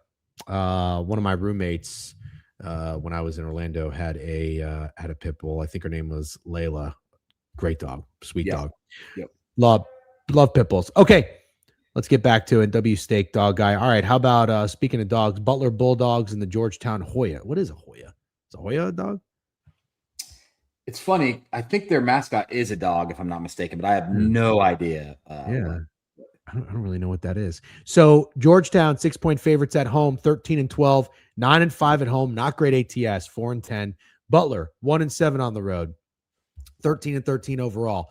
So similar records for these teams, right around 500. But so because of that, you might say that the spread looks pretty fat, large, whatever word you want to use. But then you see the road and home splits and you're like, okay, maybe it makes a little bit more sense. Let's pull up the picket splits here. It's very early. There's not much going on here. $18,000 are wagered on this game right now. These colors are interesting. It's like a dark purple and a dark but lighter purple. I don't really know what to tell the difference here, so I'm just going to remove them. Any thoughts on the dog shit, no pun intended, Big East? So Georgetown just played at Butler, and they were 5.5-point dogs at Butler. They won that game outright by 13. That was a part of a 4-game winning streak for Georgetown. Then they went to Villanova, lost, and then they covered a 16.5-point spread against Connecticut where they were competitive the whole game. Is this a big adjustment to go from being 6-point underdogs on the road to being 6-point favorites at home? And does that kind of make you want to take Georgetown, who's definitely playing better basketball? And then I also have a follow-up question. Well, when you go from being 6-point dogs on the road to being 6-point favorites at home, that makes me want to fade you a little bit. But if they're playing good basketball, I guess it makes sense. I don't know that I want to lay 6 points with Georgetown is the answer. Sure. Let me also tell you that Butler is playing awful basketball. They've covered 1 out of their last 7 games. And that was 11.5 against Connecticut. They lost that game by 10. So they barely covered it. Wasn't even impressive. They lost by 15 to Marquette. I think I say this every time we talk Big East basketball up here. Marquette is horrible. They're really horrible. The Big East is as sad as it's ever been. Like, it's really sad that Butler sucks, Creighton sucks, Villanova's mid, Marquette sucks, Providence sucks, Georgetown sucks. The Big East is an absolute shambles, just an unwatchable conference this year. It's Georgetown or nothing for me, but I think what you said is true. No one would want to lay 6 at Georgetown, but I also think looking at what's been going on, it seems obvious. Yeah. Hold on 1 second. Quick corp text. Boom. Okay. Yeah, I'm going to stay away from this game. I'm going to stay away from it. I can get down with Rutgers. I can't really get down with Butler, Georgetown. Let's keep moving. Youngstown State, Cleveland, Northern Kentucky, Purdue, Fort Wayne. Hilarious that those teams are playing basketball against each other. Jacksonville against Florida Gulf Coast. Florida Gulf Coast, the once very fun, smaller school, is no longer. They're 12-15. Not really going to get too involved. I'm going to attend the game. I want to go to a Florida Gulf Coast game. It's like an hour and a half for me. I should go. Yeah. How about anything up with St. Bonaventure and St. Joe's this year? St. Bonaventure 14-11, St. Joe's 15-10. Two teams going in wrong directions. St. Bonaventure's 5-point favorites. Any thoughts on that one or no? Yeah, it's surprising for me to see. I think both these teams are definitely out of tournament contention unless they win the conference tournament. But the Bonnies are 3-7 in their last 10, 4-6 against the spread. You got St. Joe's, who's 8-2 against the spread in their last 10, 7-3 outright, and they're 5-point dogs. I know home court advantage means a lot in college basketball, and you could probably find a lot of spots like this on the board, but I think the Bonnies being -5 in this one is pretty crazy. -3, sure, I'll give you that. -5, I find surprising.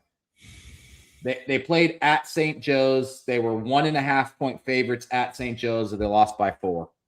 Okay. Yeah. Kind of feels like it's St. Bonaventure tonight. 2-10 ATS at home. Yikes.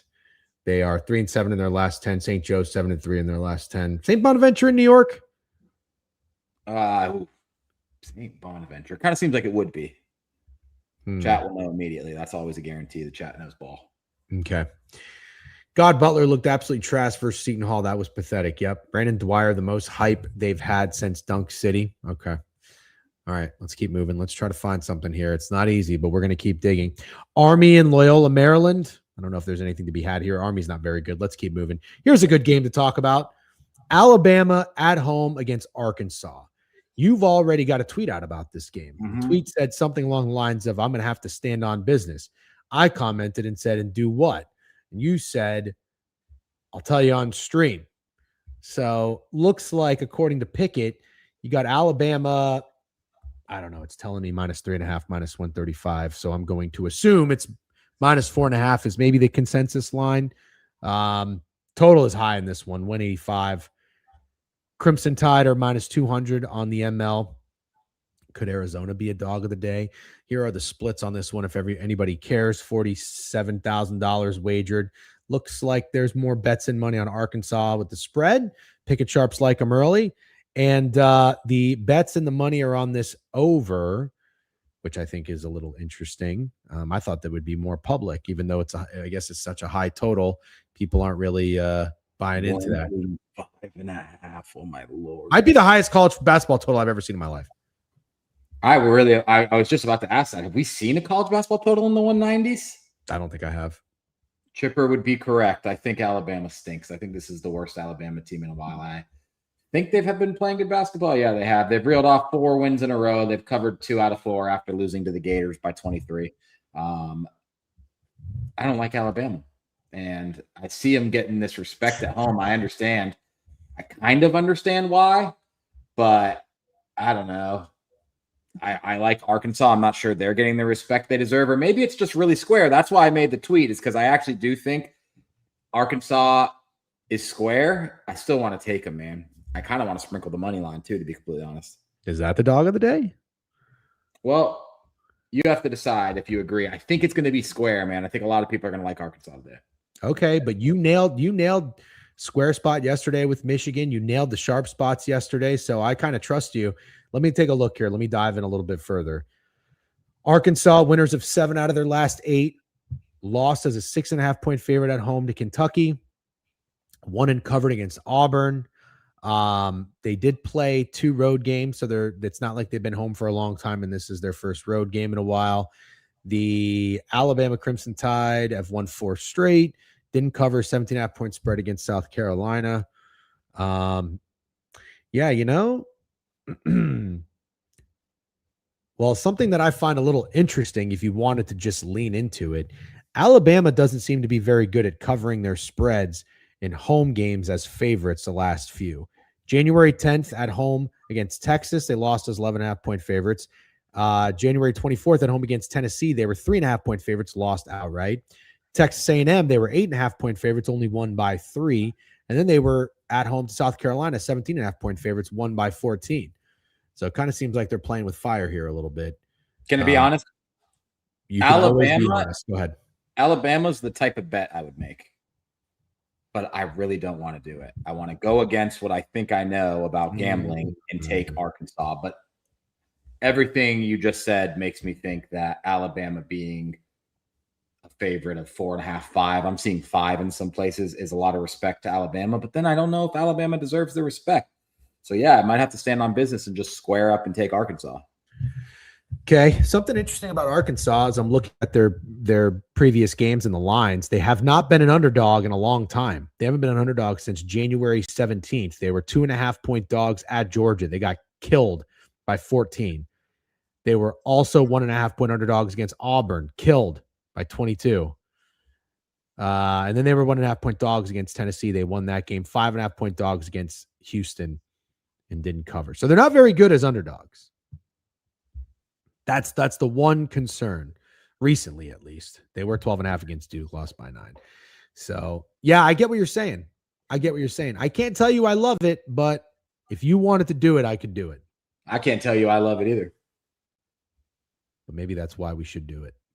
Yeah. Also, I'm seeing the number opened 3.5, and the money is hammering Alabama. 3.5 up to 4.5 or even 5 at some places. 5 at we'll call it the pool book. How about that? The sports book with a pool that we've been to. Yeah. Okay. Good one. Good one. The pool book. So that's the sharpest book around. All right.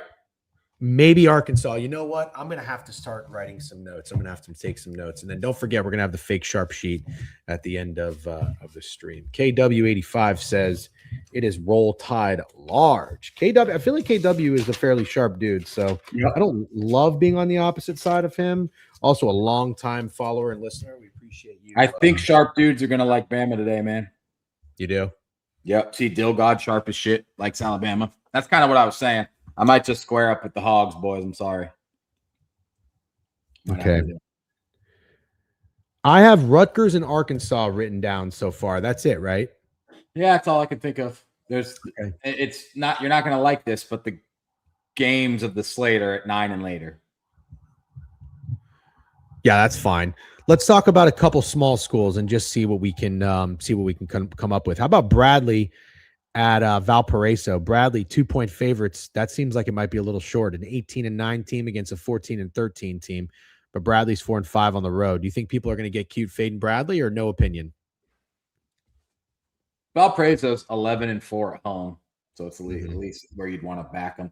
Let's see what they've been doing. They've won 3 out of 4, but not covering.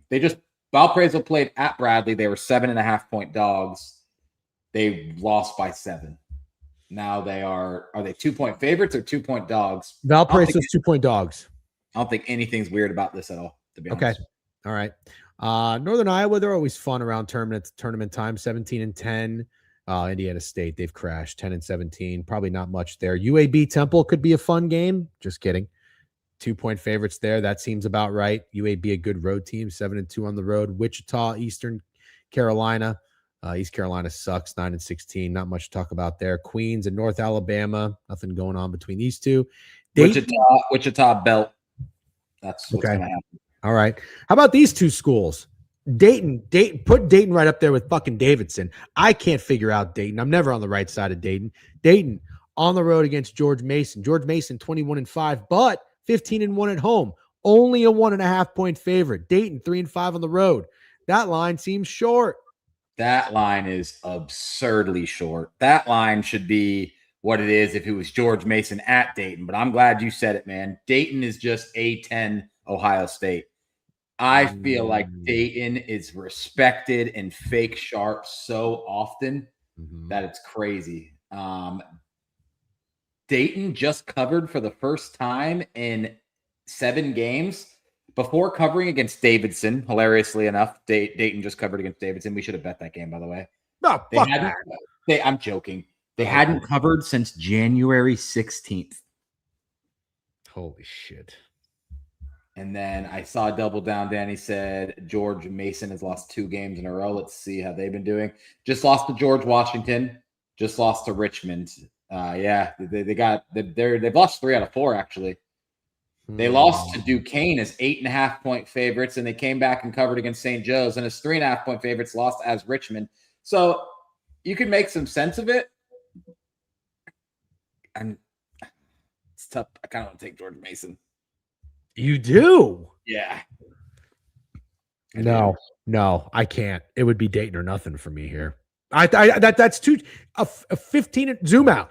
15-1 at home against 3-5 on the road. Got to win by a basket. No way. Yeah, no, I think Dayton's fake sharp. Okay, fine. I respect you saying that. I can't do it. Yeah. I think this is a get right spot, but I can understand the fake sharp, says Double Down Donnie. Yep. Always sharp looking. What's up, Krusty Case? We've got a lot of people in Twitter. If you guys want to come on over to YouTube and Twitch, that would be great. If you don't, you can do whatever you want. That's fine. We are live on Twitter. What's up, Krusty Case? Says Dayton gets respect from their success in the past. Very fair. Lou from Date says great stuff, boys. Thank you, Lou. Appreciate you tuning in. Mason is my POD. Okay, good luck. Jeff I got a little something we skipped past. I find kind of interesting. Someone in the chat mentioned it. Go back to Temple UAB real quick if you don't mind. Okay. All right. Sure. I'm back there already. Total 145, Temple -2. UAB, like I mentioned, a very good road team, but these teams have similar records. And both are kind of similar in their last 10, about 500. What do you think? What stands out? UAB has either won or covered in every single road game they've had this year. I'm sorry, January and February. I should mention that. That's what I mean when I say that. They're 5-4 on the road ATS, so I don't think that's right. It is. All those 4 ATSs. There's one, and they were all in December and November. Got it. Okay. I'm looking at them right now. They've been covering machines on the road. They're 7-2 on the road against a Temple team who's just lost 2 straight. I feel like UAB +2 looks like a really, really easy click. Really easy click. The plus price next to UAB money line just looks easy to me. I kind of like Temple, man.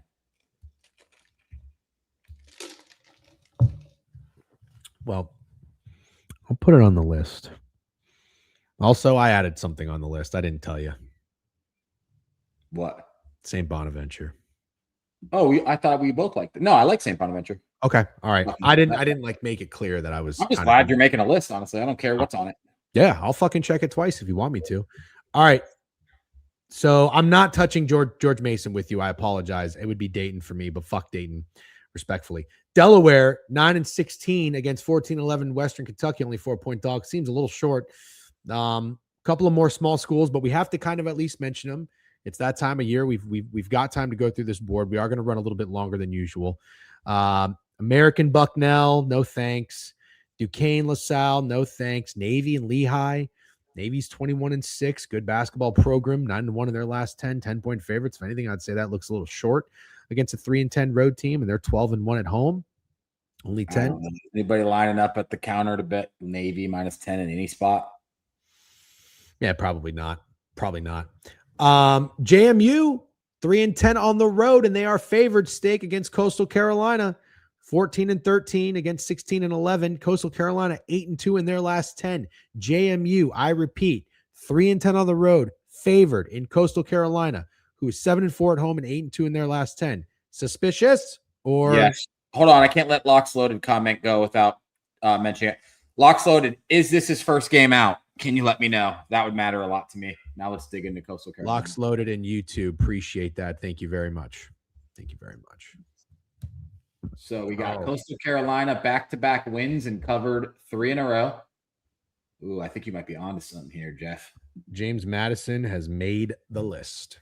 They have won 3 games in a row, James Madison has. But if I'm not mistaken, none of them are road games. Okay. They haven't played on the road in all of February.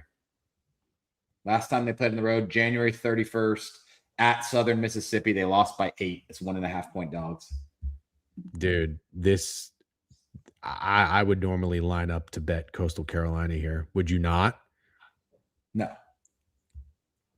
Coastal Carolina. Oh, shit. James Madison, dog to fave. I like James Madison a lot. Yeah, a lot. Dog to fave. Okay. Put it on the list. Put it on the list. On the fucking list. All right, let's keep moving. Got a couple games to talk about here with bigger names, bigger schools. Let's go to the SEC. Texas A&M at home, 9-point favorites against Ole Miss. Total 153.5. Texas A&M 17-8, 12-3 at home, but 8-7 ATS. Ole Miss seems to be spiraling, 11-14, 2-6 on the road, 3-7 in their last 10. I think it's kind of interesting that this number is at 9. I can't tell if that's a lot of respect for a for a team like Texas A&M, but also at the same time they're good at home. Ole Miss doesn't seem to be very good, and Ole Miss is lost 1, 2, 3, 4, 5, 6, 7 games, and they haven't covered in their last 4. Check this out: at Texas, Ole Miss was 9.5-point underdogs. They lost by 11. They've been 6.5 underdogs since they lost by 19. They were just favorites against Mississippi State and lost. I'll go ahead and say it: this line is not big enough. I'll try to maybe elaborate as to why that could be. So I went on Ramble Saturday. We talked about Texas A&M. They're a really interesting team because they won their first 7 SEC games. No, I'm sorry. They lost to Tennessee in overtime. They covered their first 9. They were 8-1 or something in their first 9 SEC games. Mm-hmm. Then they had a game where they were 8.5-point dogs at Alabama. They lost by 3, and everyone's like, even after the loss, this Texas A&M team is legit. Then they play the Gators. They get beat up. But, playing the Gators and getting beat up is not – they've been doing it to everybody. They beat the shit out of Alabama too. Then they lose to Missouri outright as 6.5-point favorites. You're like, okay. Then they have this interesting spot at Vanderbilt where they're 7.5-point favorites, and you have to make a decision. Is Texas A&M who we've seen recently, or are they who they were to start the season when people were starting to buy in? They lost to Vanderbilt by 13. They didn't look very good in that game.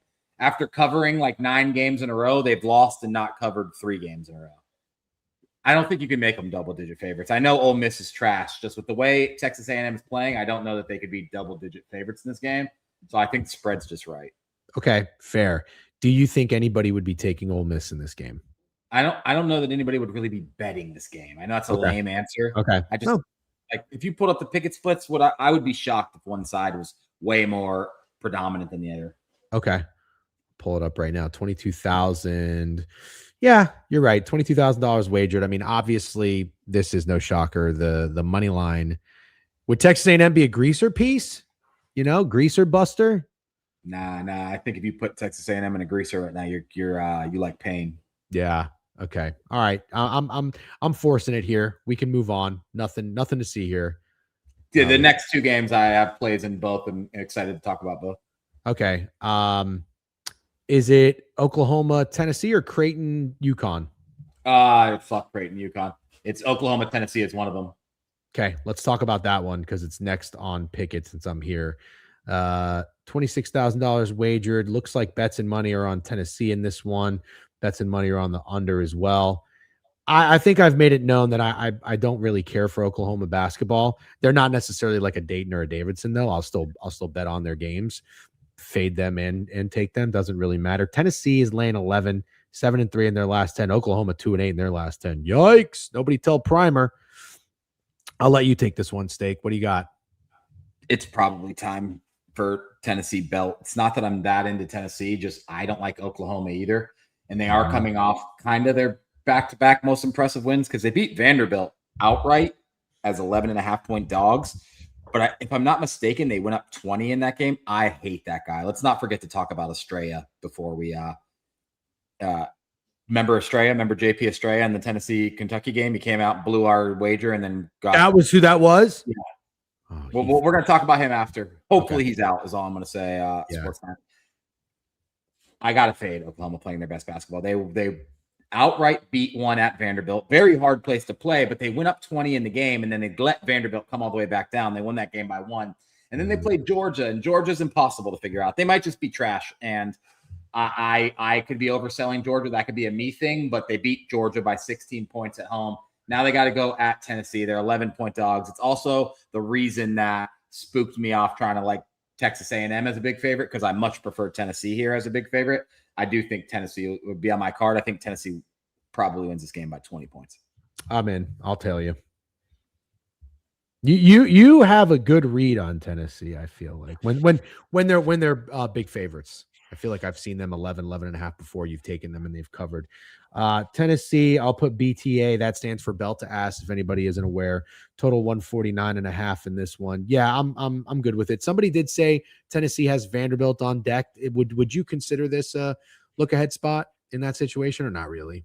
I mean, Vanderbilt is a good enough team, and it's obviously an in-state rivalry, but I struggle with overdoing look ahead spots. I know you know how I feel about that. Like, well, you're real ones. Yeah, you're 18-7 if you're Tennessee. You've got a 13-12 Oklahoma team coming in. Like, I don't know. It's not like you they're need to throttle them. You need to throttle them. Yeah. I agree. And also, if Estrella, by the way, Estrella, phenomenal beer. Estrella, basketball player, shit.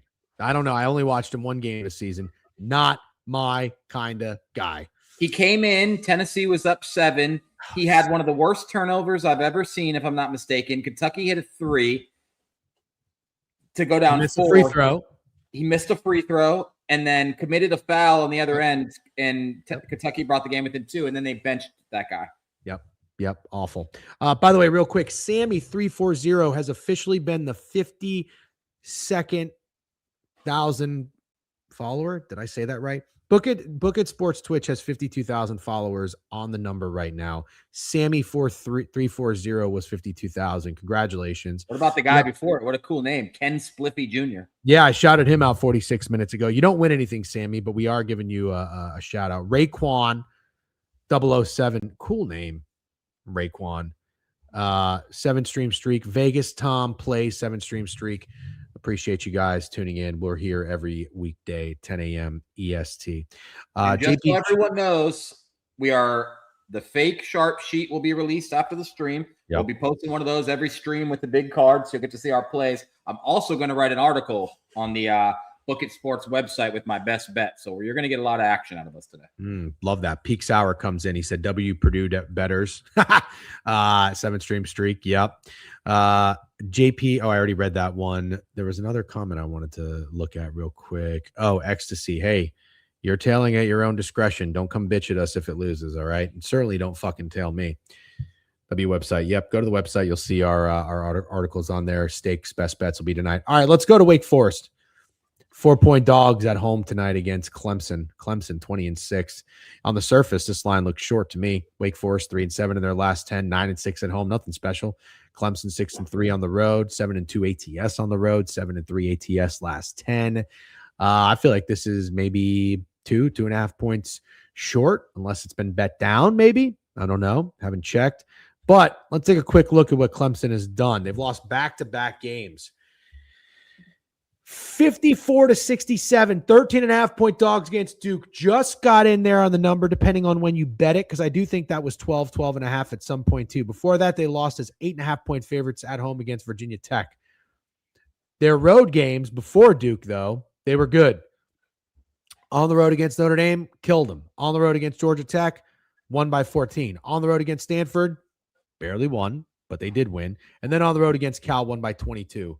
As 3.5-point favorites. This feels like a get-right spot for Clemson, or is it too obvious of a get-right spot for Clemson? That's what I was going to ask. That was going to be my first question. I don't think you can go obvious bounce-back spots when Clemson has lost 2 in a row. One is a big favorite against Virginia Tech. They lost outright, and then they obviously lost, covered or didn't cover against Duke, depending on the number you got. I think it closed at 13.5, if I'm not mistaken, and lost by 13. They got absolutely dominated by Duke. They were horrible offensively. I see our boy Danny likes Clemson team total over. I got to be honest with you. I kind of like Wake Forest. I do think it's an obvious bounce back spot. And then you parlay that in with Wake Forest covering 3 in a row and winning their last 2. I don't know. I feel it'd be tough to get me off Wake Forest. I feel like Clemson is like, oh, of course they get right against Wake Forest. And Wake Forest ain't winning 3 games in a row, right? No shot. No shot Wake Forest is winning 3 games in a row. They haven't done that all year. No shot Clemson is losing 3 games in a row. They haven't done that all year. And I don't know. I definitely strongly lean Wake Forest. Double Down Danny said, oh no, sorry, it was somebody else. Yes, Dewey, I think. Where did Double Down Dewey? That's an interesting. There's a Double Down Danny and Double Down Dewey. That's so confusing. Are you guys done streaming on the other channel? I think I missed the announcement or something. We'll go live time to time from the channel. Like, for example, if we run out of time covering something, I'll go live on the Fake Sharp channel. But the board review is exclusively on the Book It Sports Twitch and YouTube channel moving forward. Welcome. Yeah, welcome. And he said he missed an announcement. We probably should I'll go live on the channel again sometime this week. Maybe I'll do a cooking stream tomorrow. I think I'll have time. We'll go live. We'll make sure everybody knows we're here in case they forgot. Maybe think we just gave up the board review. Bama team total set at 95. Arkansas has given up that number all year, except when Auburn put up 95 in January to push that number. Good to know. Somebody said, why is crashing out? I don't know, because I was coming around to telling myself that Clemson was going to get right. And then Steak told me exactly what my public brain needed to hear. And I'm just that's how I react when I accept something. If that's you crashing out, that person has not seen you crash out before. No, it's not a fucking crash out. That's just a honestly a very mild. Here you go. These are the splits for those who asked. Picket splits here. You've got 18,000 wagered. It's early. Take these with a grain of salt. That's what I'd expect. Yeah. Yep. You're absolutely right. Pretty popular here. Okay, let's keep moving. I think we're doing a pretty good job. If we need to pick up the tempo and pace at all, we absolutely can. I don't want to rush through too many things that need to be worth talking about. Davidson's playing Richmond tonight. Yeah, please don't talk about it. Okay. UConn Creighton, you said fuck them. How about Drake tonight? Well, no, UConn Creighton has to be discussed, but still fuck them. 15.5-point favorites at home against Creighton. I don't know. I feel like UConn is in a belt to ass spot more times than I should. I don't even really like this UConn team that much, but they haven't been covering spreads, dude, like at all. You're not even mentioning that specifically. Well, they haven't been covering spreads at all. Look at all these double-digit spreads. Didn't cover against Marquette, didn't cover against DePaul, didn't cover against Georgetown, didn't cover against Villanova, didn't cover against Providence, then covered against Xavier as a double-digit spread, didn't cover against Butler, didn't cover against Georgetown. Like, if you're still betting UConn as a double-digit favorite, God, like, I pray for you. It's crazy, but Creighton sucks. Creighton sucks. I didn't even ask for your permission. I just did it. What'd you do? I put UConn on the list. Ugh. It is the definition of a falling knife. However, Creighton is so bad, they haven't covered since January 7th against Villanova. God, holy shit, they're bad. They are bad. Honestly, I'm fine with it because either way, either side of this is a falling knife. You want to take UConn? I'm totally fine with it.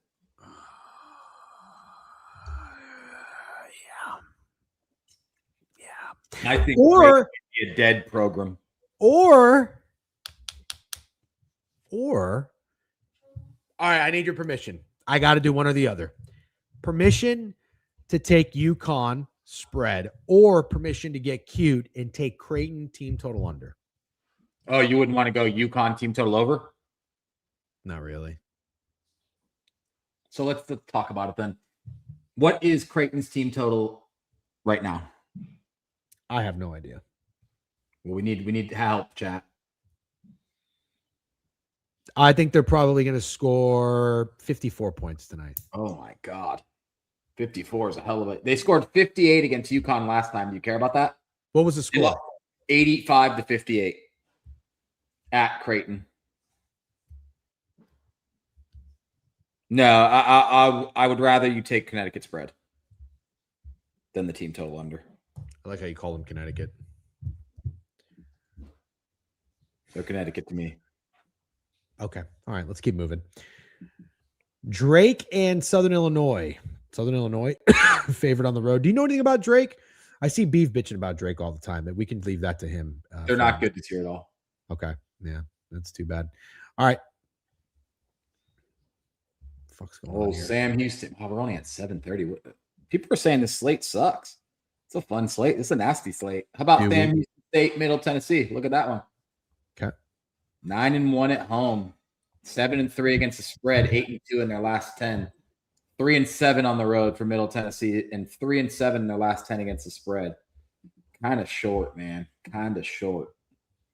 I don't understand where Sam Houston State came from. I love spots like this. Middle Tennessee lost. I'm sorry, Middle Tennessee already beat Sam Houston. And people are going to call this a revenge spot. Sam Houston, way better at home, really good home team. Of course, they're going to get him at home after they beat him. Obvious revenge spot. Like, you probably think I'm being sarcastic. It's actually a thing. Obvious revenge spots are exactly. How would I think you're being sarcastic? Because it sounds stupid. A lot of the shit I say sounds stupid. We're doing it, Danny. We're doing it. We've talked about obvious revenge spots before. There's nothing that crazy about that. It makes perfect sense. The team lost to him last time. Now they get him at home. It's a revenge spot. Used to bet revenge spots all the time. Also, Sam Houston State's playing great basketball. 8-2 in their last 10. Middle Tennessee State is 3-7 in their last 10. I'm totally with you on this. I don't know that I want to bet it. Write it down. Add it to my card and write it down. You write that one down. I can't do it. Actually, you know what? Fuck it. I'm not going to be soft. Fuck it. I Oh my still don't god. really understand. Oh my god. Oh my god. I can't take any more bad Magic news, dude. I cannot take any more fucking bad Magic news. I just can't. I'm maxed out for the year. I am maxed out for the year with this fucking team. I cannot believe it. Franz is out indefinitely. That'll be fucking forever, dude. That'll literally be forever. He won't play till next year. I'm not even joking. Who fucking knows? Is he a bitch?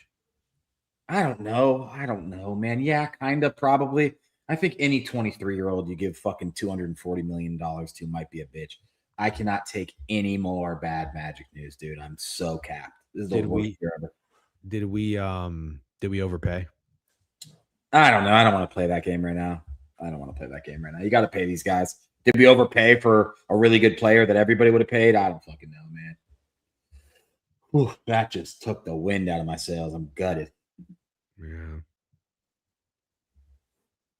Yeah, that sucks. Okay, no more Magic. Middle Tennessee. Sorry, let's refocus. I like Middle Tennessee a lot. All right, I'm gonna browse. No, I'm gonna breeze through some of these other games like FAU, UTSA, Oral Roberts, Nebraska, Omaha, Kennesaw State. Not a real school. How about Northwestern Maryland State? Here's a good one.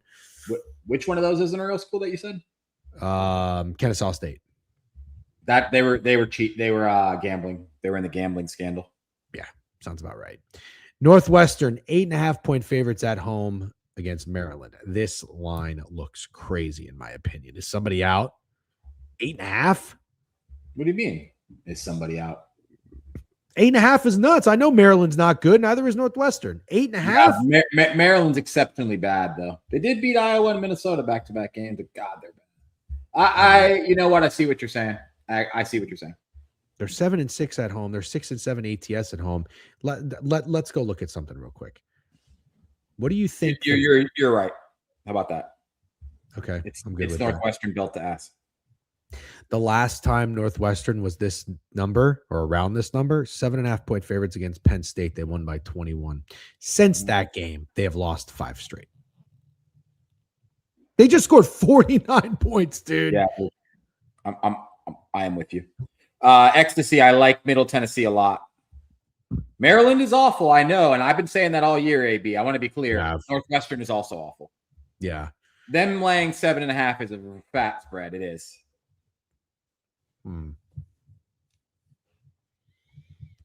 Everybody's saying, please look at Tulsa. Okay. I got it. I got it up. What? They're 12.5 against Charlotte. What are we looking at Tulsa for? 12.5. They're 20-6. Charlotte's 13-12. They've lost 3 games in a row. Oh, got it. Okay. They haven't covered in 4 games in a row. Have they played Charlotte already this year? They beat Charlotte by 12 as 3.5-point favorites. Now they're 12.5-point favorites. Holy Lord. All right, let's see. Charlotte.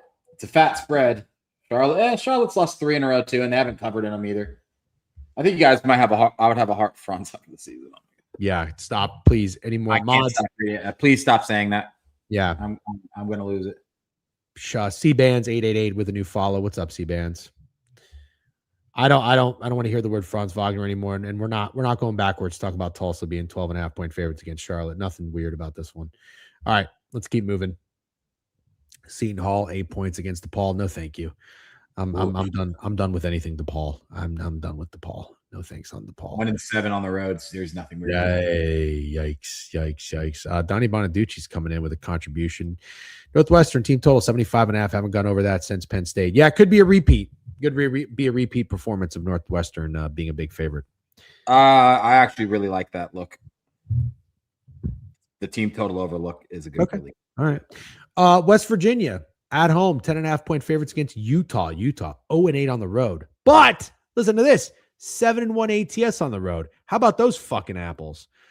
Totals 131.5. So low. West Virginia is 16-9, but they are 13-2 at home. I don't know what you call this place. The house that Bob Huggins built. How about that? I don't know. Anything here on Utah? Yeah. West Virginia is having a sneaky good year, which is funny. Like I'll be honest, I went to go glance through all the lines yesterday, and you just pick out a couple spots where you're like, okay, I'm going to be forced to talk about this. And I thought, wow, seeing West Virginia as double-digit favorites is shocking. Then I see Utah's obviously ass, and West Virginia's been pretty decent, specifically at home. But they haven't really been covering at home. They haven't covered at home in a month. That was against Colorado. They beat Kansas State at home, didn't cover. And then they played Baylor as 1.5-point favorites and lost by double digits, and then didn't cover at home against Texas Tech. So, like, while they have been decent, can I really justify laying 10.5 with the West Virginia team that hasn't covered at home in a month?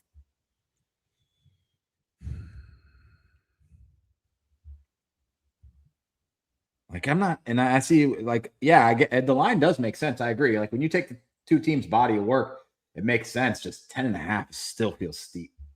But I know Utah fucking is bad. I know that. But Utah's covered 3 games in a row against Kansas, Houston, and Cincinnati.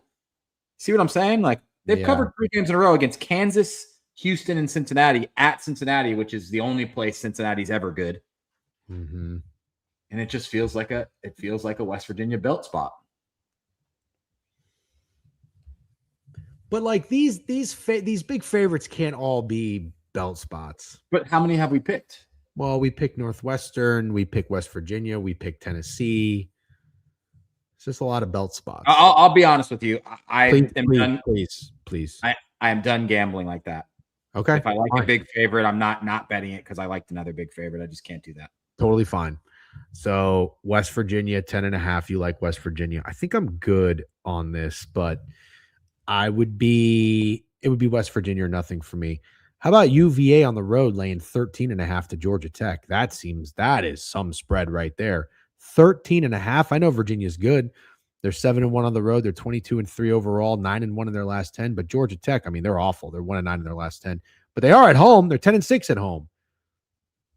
It's all they do is they win games at home. 5-11. They haven't covered 6 out of 7 games. Sorry, Virginia hasn't covered 6 out of 7 games. I'm not going to pitch another favorite, obviously. I think it might be my belt spot. Totally fine. Virginia gets a lot of respect from Vegas. Now I'm looking back at it. Like, even the game where they were -6.5 against North Carolina that they lost outright felt like a lot of respect. 6.5 don't cover against Ohio State. Don't cover against Florida State, is playing really well. Barely don't cover against Syracuse. Do cover against Pitt, but I feel like everyone's been doing that. Don't cover against BC. Go to overtime with Notre Dame as 9.5-point favorites. Like, I'm with you, but I'm not pitching another favorite. If you like it, I understand. I almost just think Virginia might have gotten to the point where they're just a touch overvalued. Okay. Let me just run something by you real quick because you didn't really put it this way, and I just want to put it this way. The last 4 road games Virginia has had 9.5-point favorites, 13.5-point favorites, 7.5-point favorites, 6.5-point favorites. Have not covered either. I think making them 13.5-point favorites again is insane. That's kind of what I think. And it's Boston College was the last time they were 13.5-point favorites. Boston College is 9-17. I'm not saying Georgia Tech is all that good. They're 11-15, but I just think that's a lot of respect. That might be my belt ass team. Zero pushback for that at all. Okay. All right. Auburn on the road, lane 5.5 against Mississippi State. We're in the 9 o'clock slate, by the way. Now, everybody keep up. We're almost at 12 o'clock. We will go a little bit over, but we're going to try to close and finish out strong here. What do you think about this one, Steak? Anything on Auburn, who has not been good this year, 14-11, but Mississippi State's 2-8 in their last 10. 5.5 on the road, total 153.5. It's a tough one for me. Yeah, it is. It's disgusting. I think both these teams really stink. Mm-hmm.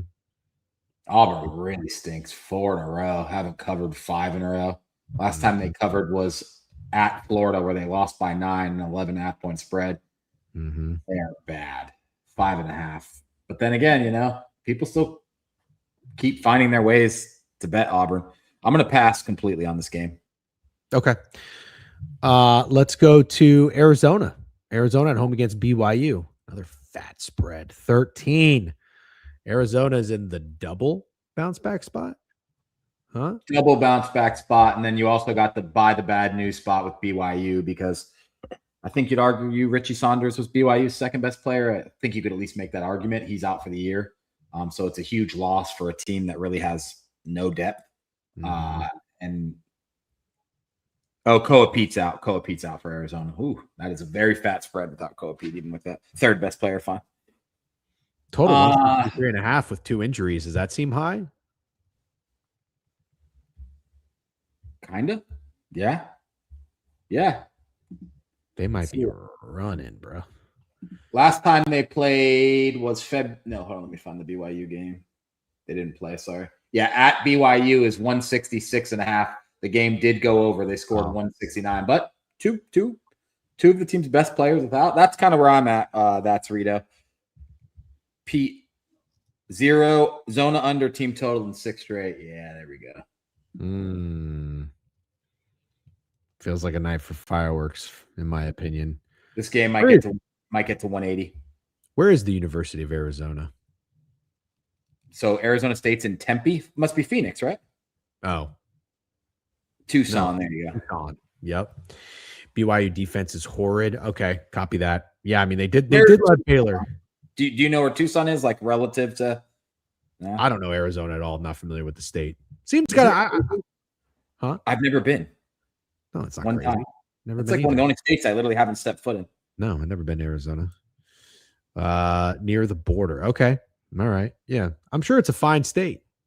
Arizona. Let's keep moving. Oklahoma State 6-point dogs at home against Kansas. Kansas is 19-6. Oklahoma State's not a bad team. 16-9, 3-7 in their last 10. Total 156.5 seems a little high in my opinion. I'll pull a stake if I'm being honest with you. But I don't know what to think of this Kansas team.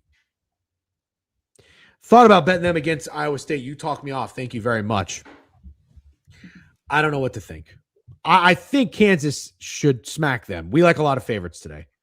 We do like a lot of favorites. I think Kansas should beat them up. I think 6 points, catching 6 points at home with a Cowboys team that's 13-3 at home against a 4-4 road team. You don't think that seems a little cushy? Like Wake Forest being 4 points is like, whoa, here's a number that's off. This doesn't seem off to me.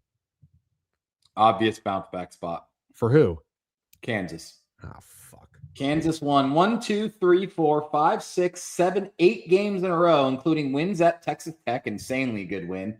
Beating Arizona, insanely good win without Darren Peterson, and then they just went to Ames and got belted. Very obvious bounce back spot to me. But you think bouncing back in Oklahoma State is obvious? I think it's really obvious. Yeah. I think this is the most obvious bounce back spot that you could find on this board today. Wow. Damn. Okay. Fine. That's what I thought, Trice. OK State is frisky at home. Yeah, for sure. They are frisky at home. Okay. Is this your ASU for the night? Danny is asking. Yeah. It's very possible. Yeah, that's a good way to put it. Yep. Okay. I'll leave that off. Vandy at Missouri. Good SEC game here. Vandy 3-point favorites on the road, total 152.5. Missouri 17-8, 13-2 at home. Vandy's a good road team, 6-2. This seems like a good game. You might just want to watch this one for the love of it, but if you're gonna gamble, I don't know. I haven't gotten eyes on Missouri once. I'll probably I'll be up at 9. Maybe I'll throw this one on and get a few minutes, some familiarity with both these teams. I like Vandy. When I go on Ramble, I usually try to pitch believing that Vandy is a team that could like end up in the Elite Eight somehow. Mm-hmm. I think this line's short when you consider the fact that Missouri just lost to Texas by like 20 points, I think.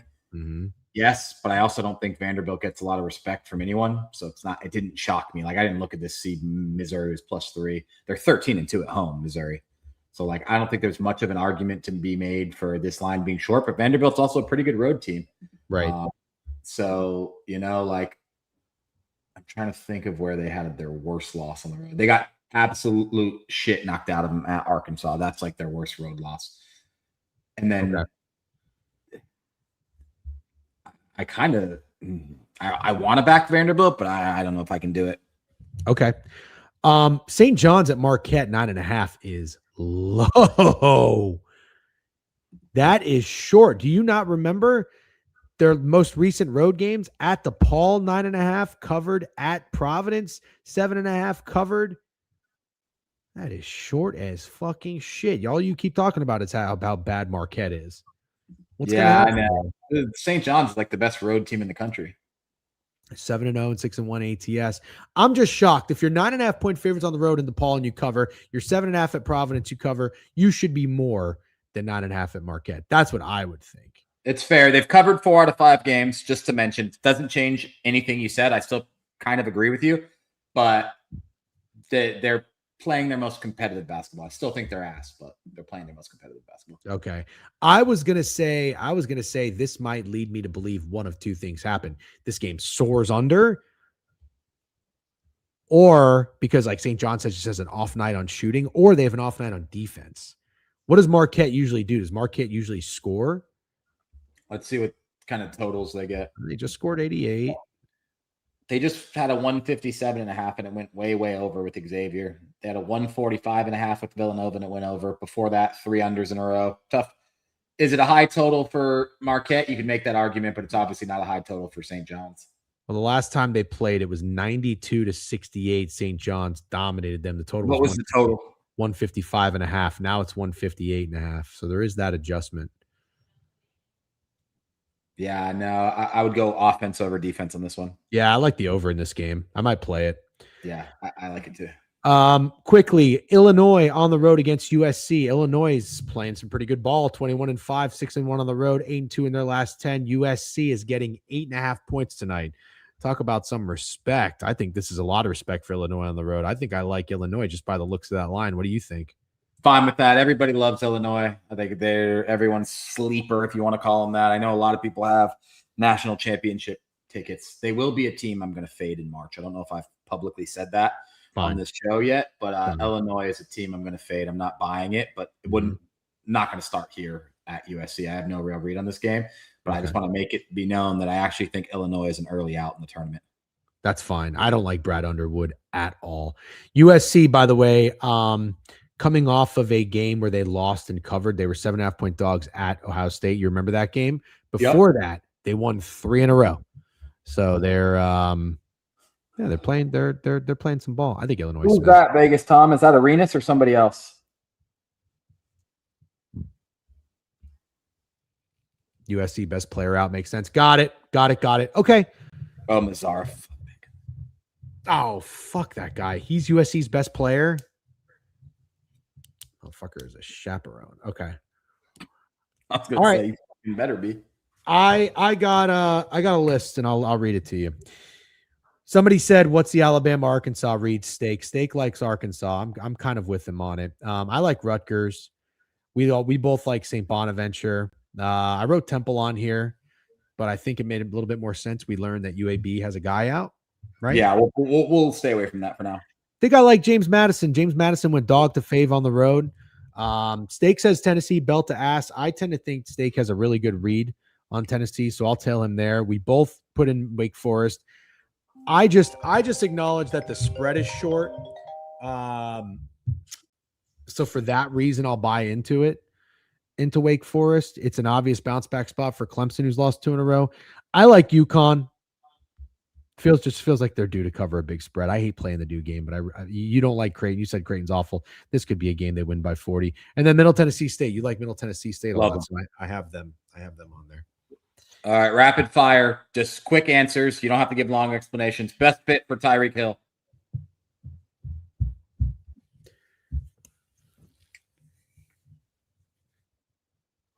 Ravens.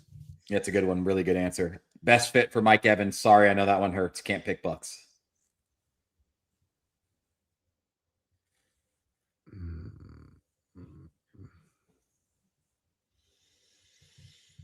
It's a good one. What about the chat keeps saying that I think would just rock? How about the Arizona Cardinals? Yeah, I don't love it. He's crazy if he goes there with. They need a vet. Yeah, they need a lot of things. The Buffalo Bills would be a really good time with Mike Evans. You need a younger guy. You need an actual like guy that can. You can't get like a 1 year or 2 year rental of a. You can. That and someone else. I'm not saying they would be completely done at the receiver position if they did that, but bro, Mike Evans in Buffalo would be a really good time. Josh Allen. Yeah, you're not right. I'm sorry, you're not wrong. That'd be like maybe like a Cooper Kupp for Seattle, but they need a guy. Yeah, they need a guy. Anything else? Oh, Commander's not a bad one. Yeah, guy doesn't know who Michael Wilson is. Very funny. I just think more so that Arizona needs adults in the room. They need veterans. Like Arizona needs a lot of things. Yeah, that's what I would do. Wade too banged up. Yeah. Anything else? Nope, that's it. We did good. Okay. All right, good stuff, ladies and gentlemen. This was fun as always. I will see you tomorrow morning, 10 a.m. Steak, safe travels, have fun, and then you will be with us Friday. Sure will. All right, Slander with a sub bang at the buzzer. Appreciate you guys. Have a great day. Good luck on all your wagers. We will catch you next time. Peace.